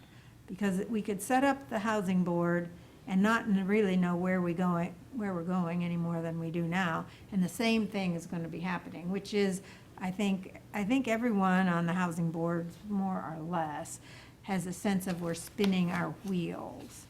And I did this little chart, which I think made it into the packet, Yep. which I don't have a copy of it. I mean, I have my handwritten copy of it. But it lists like all the different pieces that have been going on. And so there are all these little different pieces hanging out there. A number of the pieces I have done personally, but they aren't something that have been totally bought into by the housing board or council. And I have felt pretty ineffective in sort of trying to figure out how to bring everything together and move it forward. Part of the reason is because we've never done this before. I mean, it's pretty unusual for a little town of under 4,000 to do anything about housing, period. We've never done it. In fact, what this village has done is mostly try and stop housing, stop any kind of development. So now we're like trying to turn this ship, and it's halfway, it's halfway turned, you know. Before we were going, let's say we were going backwards. Now we're just sort of perpendicular to where we want to go. We haven't gone this way. I understand that I have my biases and prejudices and limitations, for sure. And one of them is that it's very hard for me, given my history of working in Home Inc., given that what I think is the ambivalent and ambiguous relationship between Home Inc. and the village, that the people who know most about housing development, especially affordable housing development, are either Home Inc. staff, past Home Inc. staff, or Home Inc. board. And yet, because we have this weird relationship, very unlike the relationship we have with the Tecumseh Land Trust, where we have to be very careful. So like, even though it says we were going to have a partnership with Home Inc., when we started talking about it, it was like, ooh, well, I don't know, maybe we should, yeah. So I'm very glad that Josue is here, because I think even from this meeting that we had today, you know, he's coming in from the outside, he doesn't have the prejudices that I have anyway. And so I think he can provide some leadership. And I really think that we need to be talking about, I think we have to have clear direction from council. And in order to have clear direction, council has to have some understanding. It has to have some understanding about how housing development works, how affordable housing, as well as where we want to go. So I just wanted to open up the conversation more before we created an ordinance and got people on a board, and then they sat around doing the same thing the housing board's been doing for this last year. So, can I? Yes. Okay. So, two things. The first thing is that I did share the draft ordinance with Josue for the creation of the Housing Advisory Board, because I felt it was important to have his input as well. But all of the reasons you cited for not doing it were the reasons that I brought it forth. Because I think that as a formal board or commission of council, there will be more structure and there will be more guidance from council, and that we don't necessarily have now on the Manager's Housing Advisory Board. And I think it was a very good meeting today with Josue there, adding a fresh look at things. And I know he's going to work on some information for the Housing Advisory Board, but my reasons for bringing it forward as a proposal to make it a formal board or commission, they were all the same reasons that you feel it's not quite there yet. Because I think it will be a way to move it forward in a more expeditious manner. So yeah, and I guess I'm somewhere in the middle. So one of the things that, you know, I've emphasized throughout this discussion is I do think, you know, formalizing partnerships, relationships, and moving the Housing Advisory Board into our commission's domain is important. However, I agree that we want to make sure, I think there's a little bit more, and it's related to this retreat that we're talking about, figuring out what that direction is. So I think in the same way that I am somewhat persuaded that the Justice System Commission may need a little bit more tweaking before we get those guys going, you know, I think there is more that we need to figure out about what the Housing Board would do. But I also agree that it's something that we need to move on, you know, relatively soon, because I think we want to keep the momentum going. And, you know, I'm definitely, you know, I think about transparency in particular. I think about wanting to make sure that, you know, this body, council as a body, is thinking about the right people that we need to move this forward and to support that work. And I think we've identified a lot of those already. But I guess the one thing that has been missing for me a little bit is not having that, kind of monthly report out. I mean, we get a lot of reports, but that sort of, in the way that we think about some of our other commissions, I find that to be, just kind of having the minutes, having the public meeting, all of that will support what we need to do. But I want to make sure that their charge is clear and matches with what our goals are. So, and I think there's more work to be done there.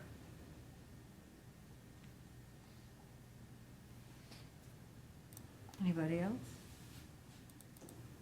So, I was looking at the diagram, and I like diagrams, and it didn't make complete sense to me, nor would you expect it to.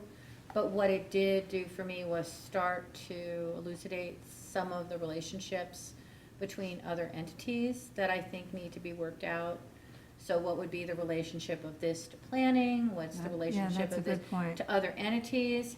So I really liked it in that regard, because I think that the development aspirations that we're looking at right now, I'm also having on my mind the emerging work of the Yellow Springs Community Development Corporation, where we are having active conversations convened by the Community Foundation about with the schools and the property that could potentially be developed there, with the college that, that also could be developed there. And so I think that this is an opportunity to say, as they say in cards, I'm not going to go it alone. Where we have all of these different moving parts, different stakeholders that are all interested, and I think there needs to be a balance, and I think we need to move together. I still think that the community learned what happens when you don't communicate with what happened with the levy for the firehouse and then the levy for the schools. That we have to stay in good connection with each other. So I think it's great to continue the conversation and try to get more clear about who are the stakeholders and what are their roles, and get buy-in to minimize the chance that an entity or a group of individuals that are for or against something will try to block everything. Because there's enough work for everybody, so Yeah, I don't know if that made sense, what I just said. yeah, Yeah, well, and I'll underscore that coordination of efforts yeah, is really important. yeah, I like that. I think that kind of goes back to what we were talking about earlier in the advisory board, is kind of highlighting how this housing commission, while it is talking about housing, it's more about the people who will be in the housing, and really putting people first. I think that it's easy to talk about, and in general, saying, well, we don't want development, we don't want to build more houses, we don't need any more houses or whatever, but I think it's harder to argue against real people who are both living here in the village currently, who have little freedom of movement and the housing types that they have, and the ability to either downsize or move up to a bigger house if they need to fit their household. I think it's harder to argue against people versus maybe housing types or building types. It is more difficult to do that. So I think that if we keep reiterating that this isn't about building buildings, it's about serving people, that is kind of what the core is, and it's harder to argue against that. Okay. Questions or comments from citizens? Yes.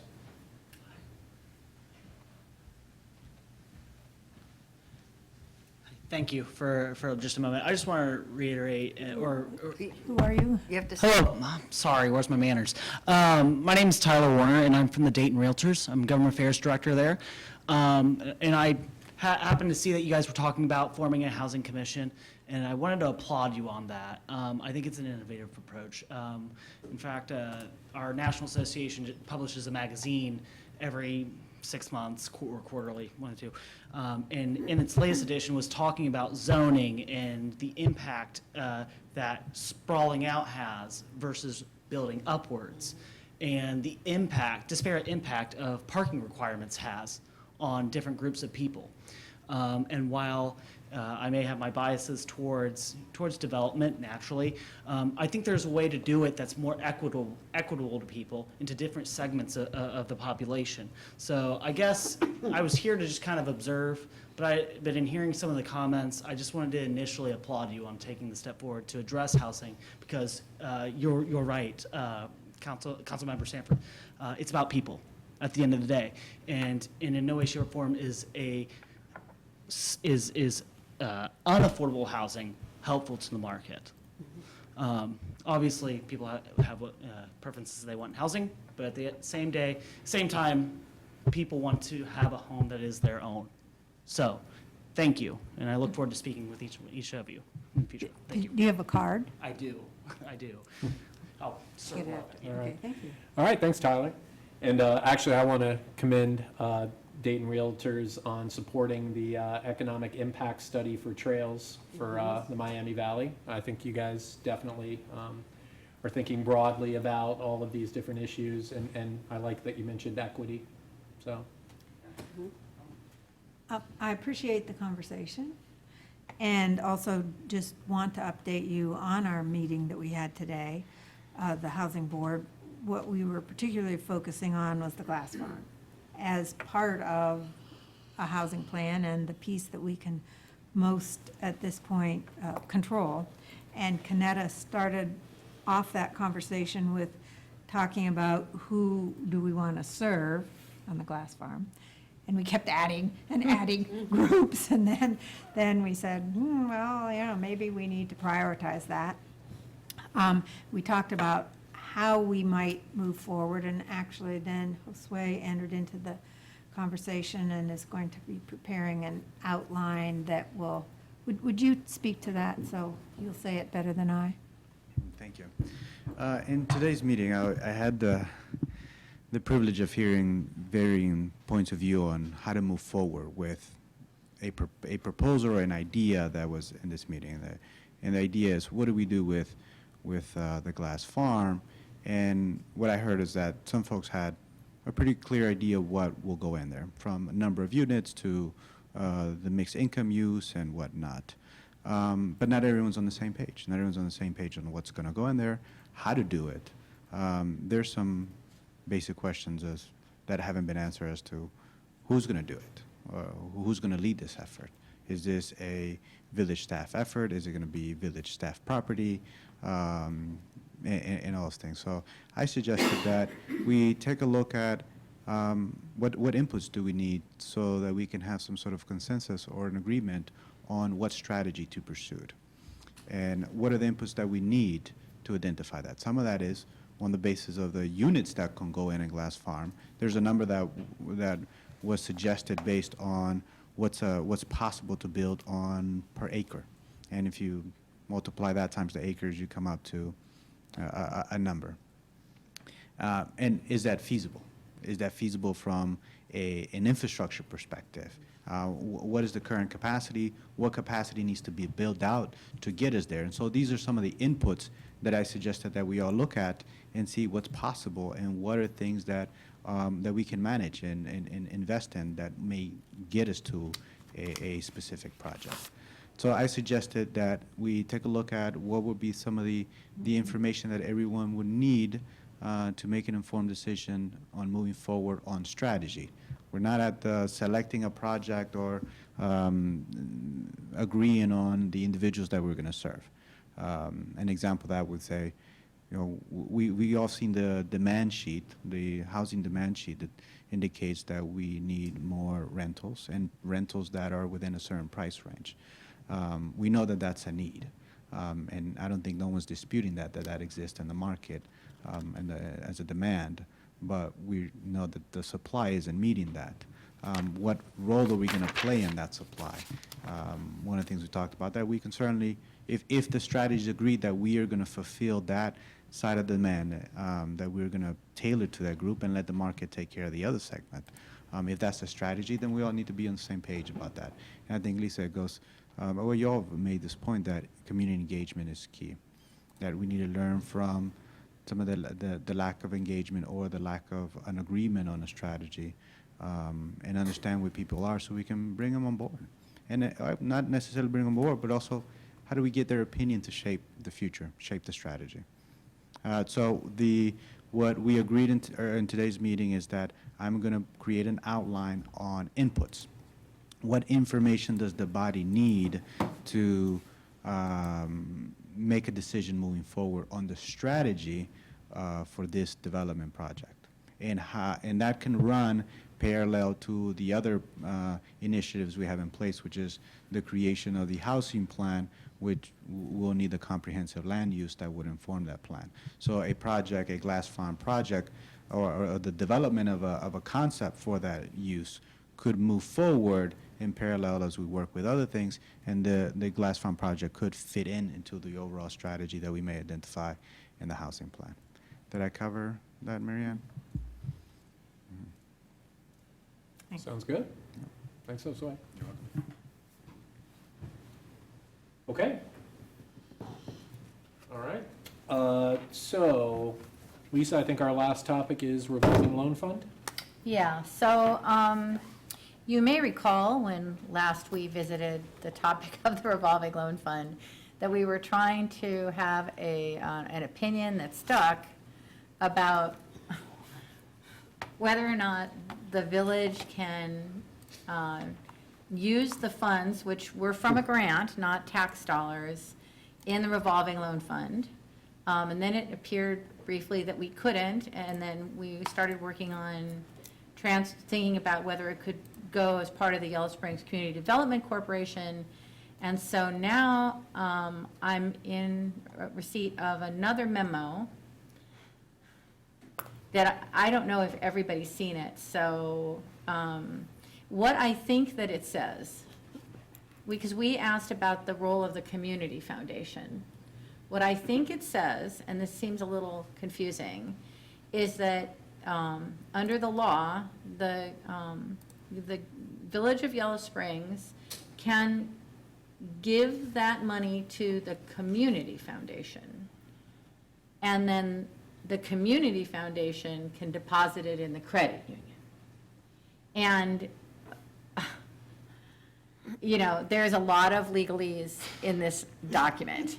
But basically, it's because the money on deposit in the credit union isn't actually loaned out. The money on deposit in the credit union just sits there in its whole amount, gaining interest as an assurance against the revolving loan funds. And so the only time that that principal would be eroded into is if there was a default on a loan. So the objection to the just the money going directly into the credit union is that the auditors don't prefer that. No. Correct me? There is an actual statute in the state of Ohio that says governmental monies must be deposited in either a bank or a savings and loan. But we can put it towards, we can move it through the community foundation. Because the community foundation is a non-governmental entity. It's a nonprofit, but it's a private nonprofit. I see. Well, I find the entire thing very confusing, but I think that we now have a legal way to do what it is we want to do for the community, which is to get moving on this revolving loan fund so that we can make a difference for organizations and businesses who can benefit from these funds. So I really just wanted to validate that I was interpreting that correctly. That's my understanding. So- All right. You are interpreting it correctly, and in fact, I've gotten the basic preparatory documents from Gina Marie Cox, and I've sent them on to Chris for his review. Great, okay, because I was going to say, then that's what needs to happen next. So that's already rolling. So when that happens, then I'll continue to be involved in the revolving loan fund. And then I will also reach out to the credit union to revitalize that dialogue. Right. And I did, at the ESC meeting, since Sandy was there, tell Yeah. her that, Oh, Sandy was there. yes, Oh, yeah. see, I missed one meeting and I missed so much. See? Yeah, and So- Josue is up and running on that topic as well, and knows that he has to keep moving forward with that. And so Sandy knows then that we'll start moving forward. Yes. All right, thank you for the time on the agenda and for clarifying my understanding of that confusing stuff. Okay, we have no new business, so managers report. So there are several things in here that I would like to point out. First and foremost is unidirectional flushing is coming in July, and starting on July 9th. So I'm sure that Josue will announce this again at the July 1st meeting. But starting on July 9th, the unidirectional flushing program is going to start. Now, remember, this is not the traditional way that we have been flushing the lines. This is going to be more pressure in the lines, knocking a lot of the scaling off of the sides of the lines. It is going to give you very discolored water. So please be prepared for that. We will put out more notices as the time gets closer. We will have drinking water available at the police dispatch window. Are you starting on the south end, Johnny? They're starting on the south end of town, but because this is more pressure in the lines, this could easily affect the entire village from the south end. There's no more pressure, it's just reversing the flow. Well, which is, but you're closing the different valves to push it that way, correct? Or reversing it.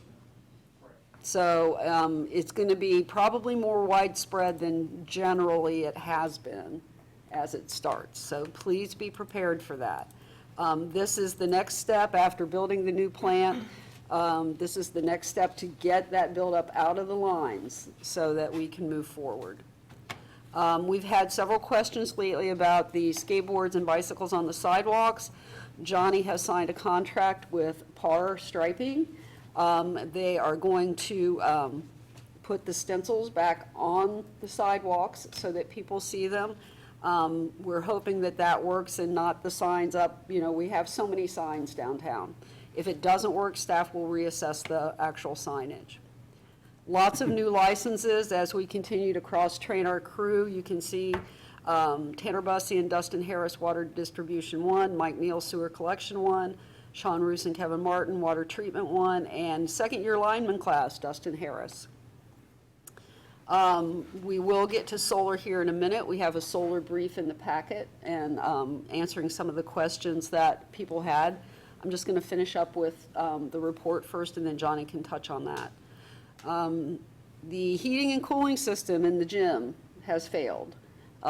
We are getting on to the summer months here. It's going to get really hot and sticky and nasty in there, possibly the weekend of Pride, because they're going to be using this whole building. So I did authorize the repairs at a cost of $25,000. You will see a supplemental appropriation for that. It's something we didn't really have a choice about. Really good news. As council knows, we applied for the Safe Routes to School grant for the Limestone Street sidewalk. That sidewalk will run from Bill Duncan Park all the way up to Walnut Street, and we were awarded the maximum amount eligible for $400,000. Our match on that is $275,000, but we have until 2022 to stockpile that money and save it up to go towards this project. So that is really good news. The last thing I say is I left some thoughts in there for everyone as I stand down at my last meeting, and we're getting ready to swear Josue in here to take my place. So I really just want to say thank you to everyone. I am confident that this staff under Josue's guidance will continue to do the good things that they've done. So, and thank you again to council for being the people that you are. And thank you to the citizens of Yellow Springs, because you really are a great community, and I do not regret moving here. Thanks, Patty. So one small thing before we go back to solar.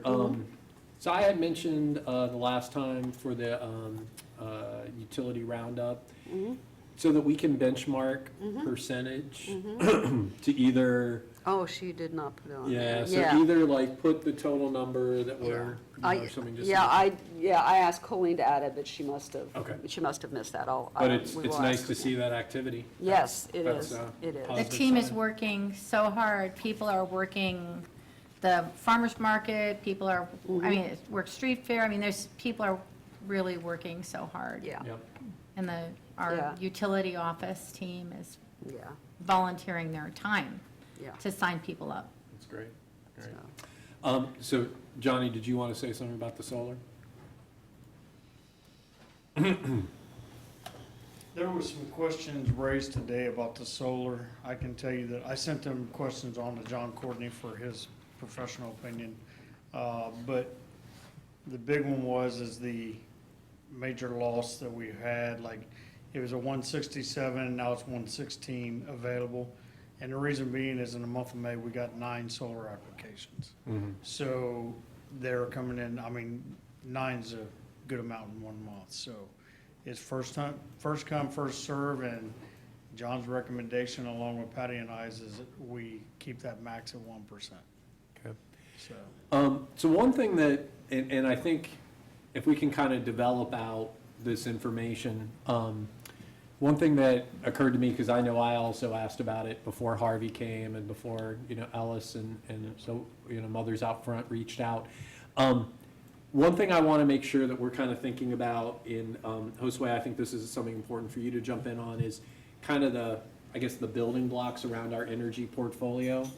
And so what I'm thinking about there is, what contributes what in terms of megawatt hours, so that we can, be proactive about what our needs are. So for example, if another opportunity comes up to divest something out of that portfolio, if it makes sense, and that can be, that gap can be filled with solar, if that makes sense. I think the other thing is, we probably need to clarify why the change in the true-up.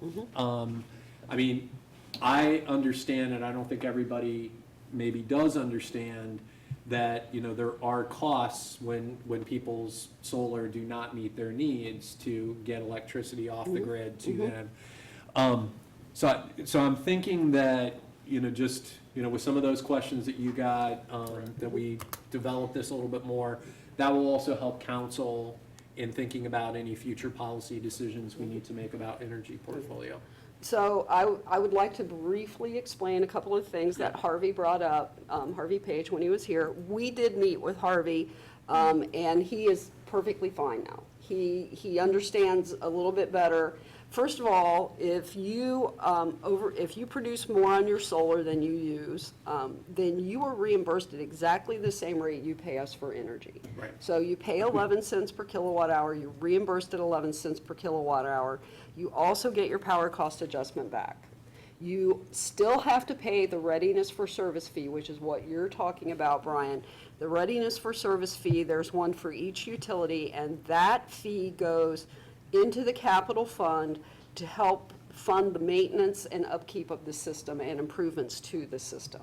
So everyone pays that. Each utility has a separate fee that goes into the capital fund for that particular utility. The reason that the true-up changed was because originally staff was manually calculating the true-up, which meant that once a year, staff would pull all of those numbers for any particular user, true up that account, and they would get a credit on their account for whatever they overproduced. We added the new billing software. Once it went into effect, the billing software can do that on a monthly basis. So there's nothing that has changed except that it is being done monthly as opposed to annually. You're still getting the same amount back, you're still getting the same, percentages, you get the same amount of credits. It's done on a monthly basis, and you can stockpile those credits. So you can, we have made allowances as well. If you stockpile a credit and you want it to apply strictly to your electric, as opposed to across all utilities, we will make an allowance for that. So that, nothing else has changed about the true up. The other thing is we was doing it in December when they was using the most electricity. Right. So then they would have to start paying again. And so by truing up every month, it allows them to keep track all through the summer to be able to have the energy and the credits for the winter time. Right. Okay. Okay. And we yeah. do have a conference call scheduled on, somewhere on the I think transition it's the schedule, 27th. on the 27th, that Josue and Johnny and I are all going to take part in with Ellis Jacobs and Laura Skidmore and the other folks that are concerned with this issue. Great. And Brian, Patty and I did speak with Mike McGlure. Yes. Which is from AMP, about the near future of what's coming off.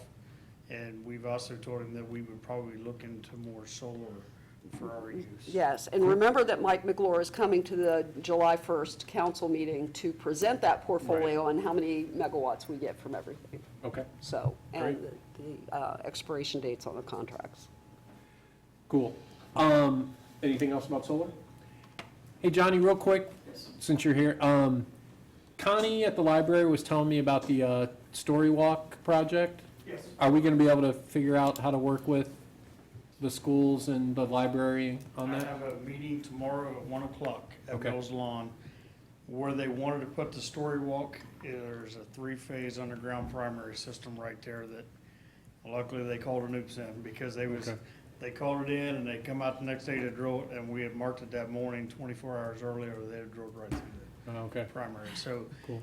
they cannot put it right exactly where they want it, but I'm meeting tomorrow with Matt, and Okay. they've got an alternative route. They just got a couple of questions with that.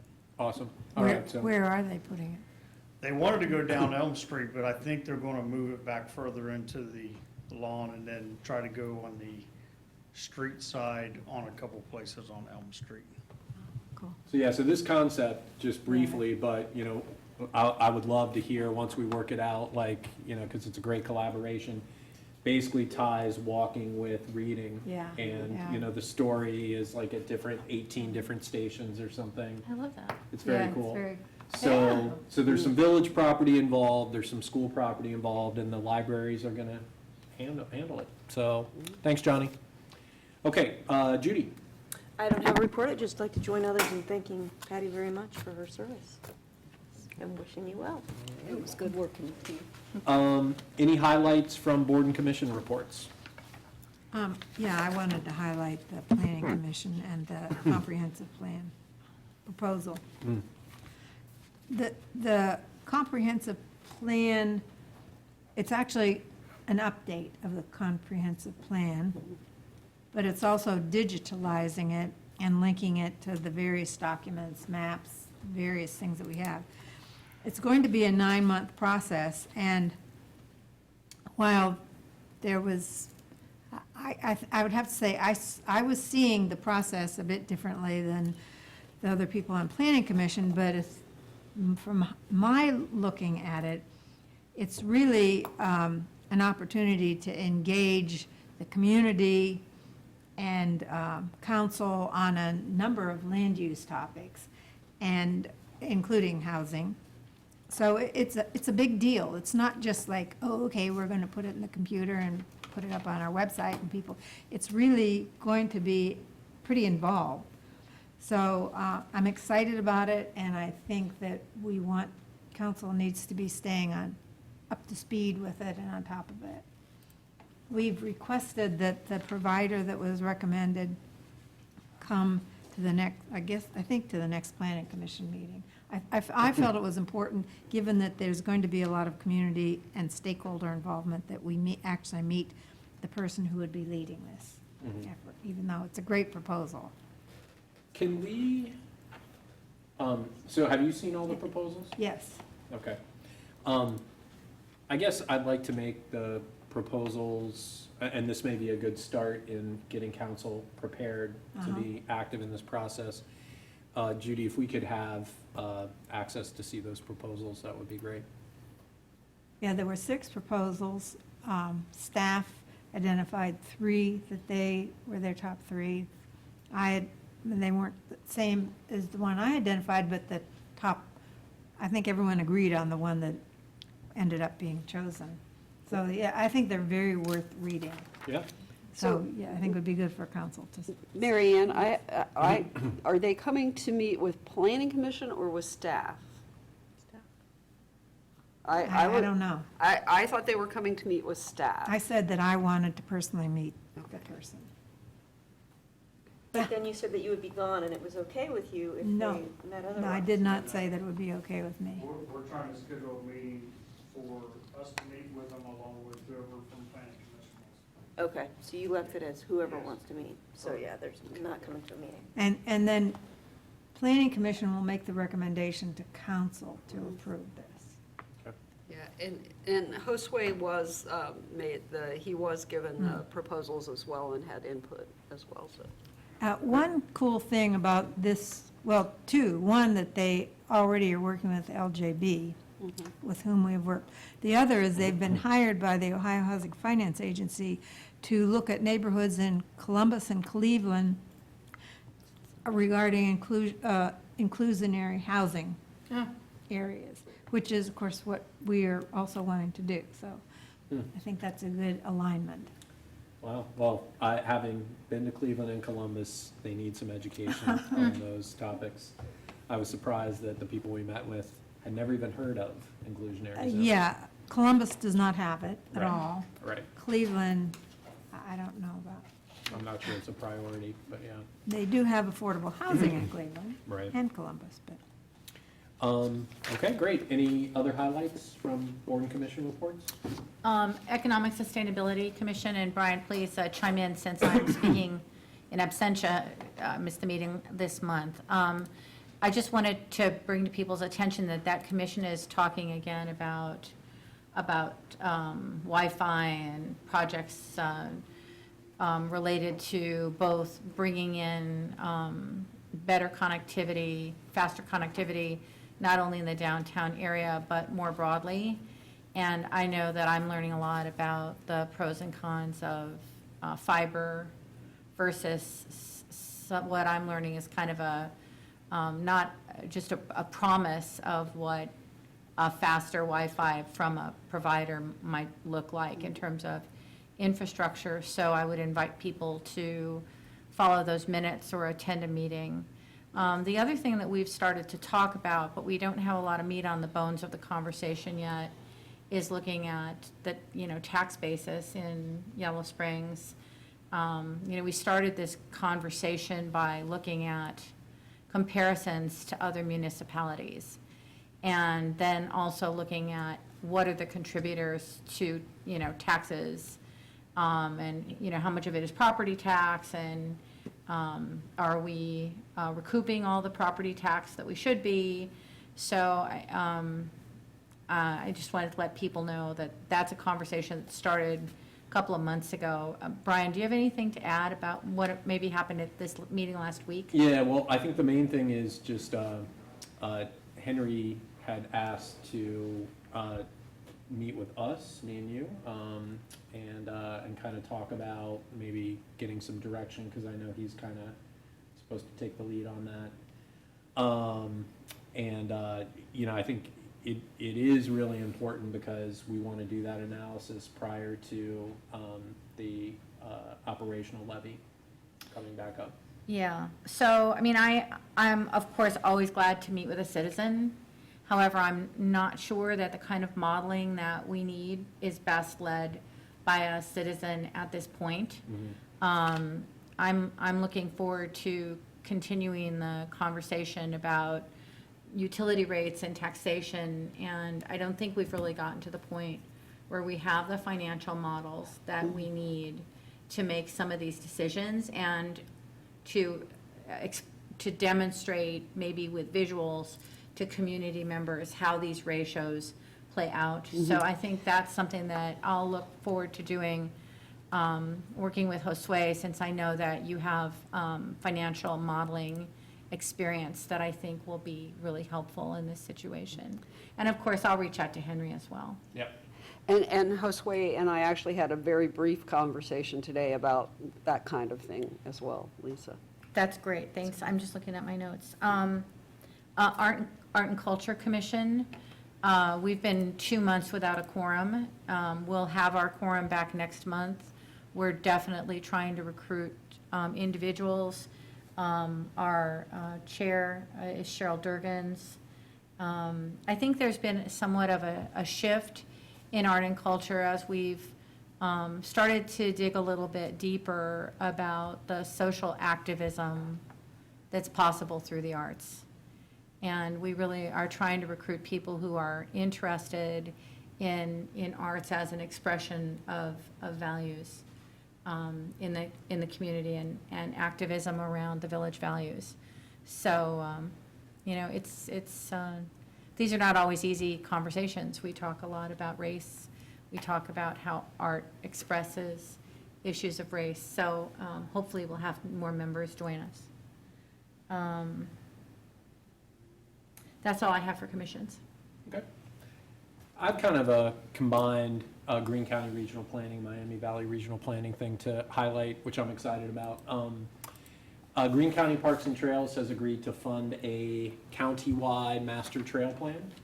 So we're going to have the first meeting here at the Bryan Center on June 24th. So Josue, that meeting, I know you got looped in late, but if you're able to make it, great. I mean, ultimately, the idea is to roll out a big map and figure out how to connect up the whole county.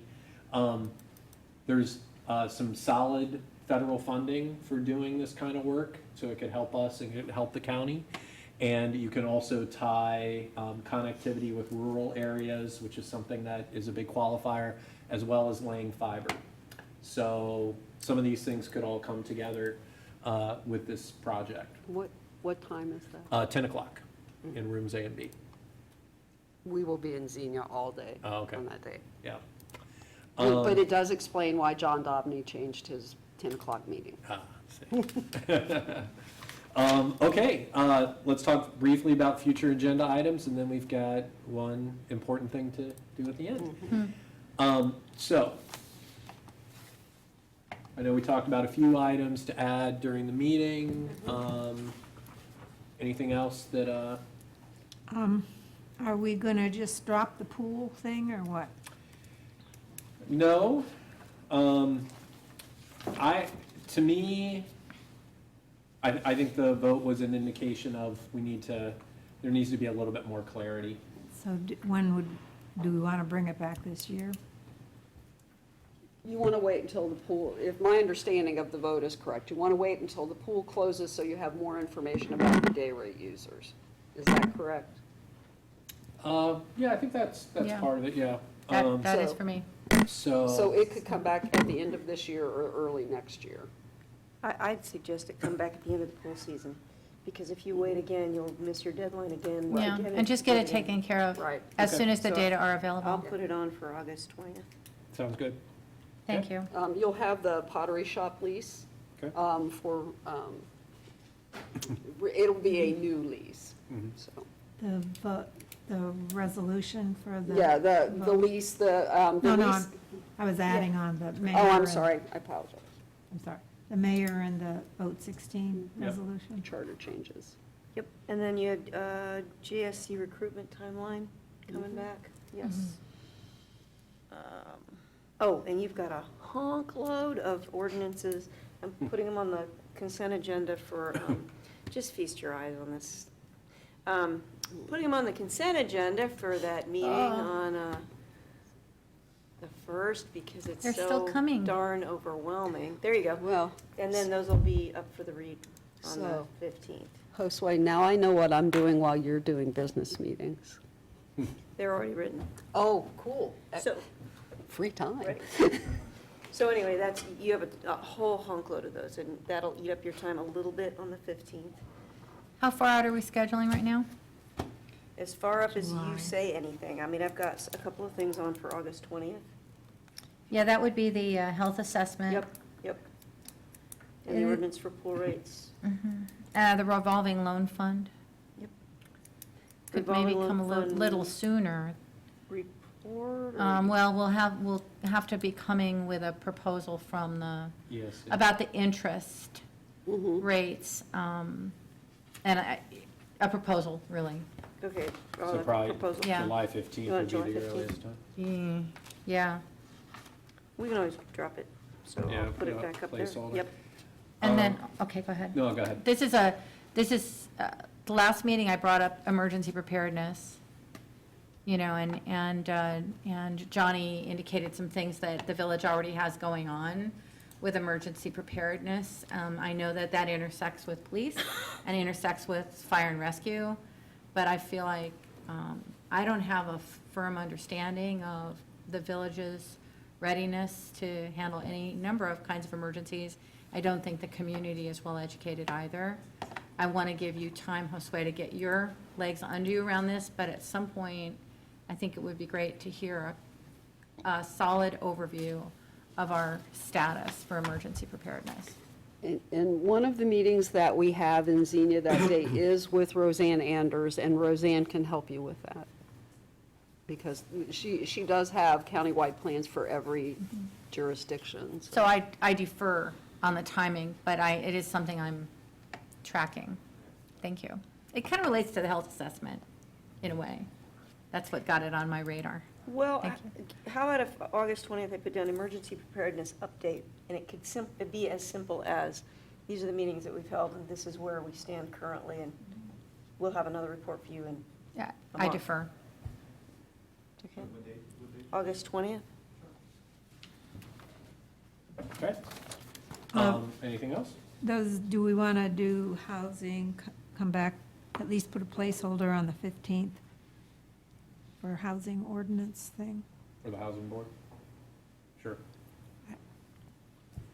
And also, Home Inc. would like to come and give a special report, just kind of helping us understand a little bit more about how their goals align with our goals. On 15th? Maybe, if that makes sense. I'll put them there, and then I'll shoot an email to Emily. Okay. And I have 2 swearing in July. Okay.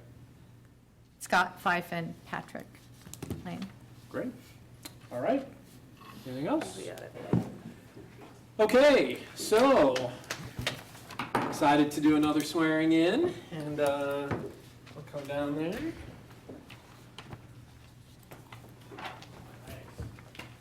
Okay, so raise your right hand and repeat after me. I solemnly affirm I solemnly affirm that I will support the Constitution that I will support the Constitution and will obey the laws of the United States and will obey the laws of the United States and the state of Ohio, and the state of Ohio, that I will in all respects that I will in all respects observe the provisions of the Charter observe the provisions of the Charter and the ordinances of Yellow Springs, and the ordinances of Yellow Springs, and will faithfully discharge the duties of the office of and will faithfully discharge the duties of the office of village manager. village manager. Welcome aboard. Part of your inculcation is you get village matches. Okay. I don't know why they're packaged this way, but there is your Alright. lapel pin. All right. Will you use a pin on me? Oh, wow. Maybe I'll let Patty do that. It's like a pinning ceremony in nursing school. I feel like there should be a boutonniere in here somewhere. Yeah. Pretty exciting.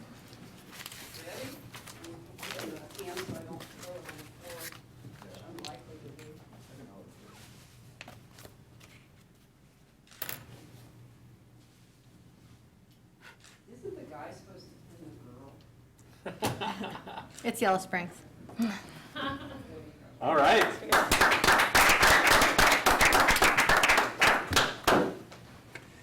Okay, thank you, Josue, welcome aboard, and, yeah. So with that, I'll entertain a motion to adjourn. I move we adjourn. Second. Okay, all those in favor signify by saying aye. Aye. Thanks, everyone. For those who don't know me, I'm a hugger, if anybody wants a hug. Oh.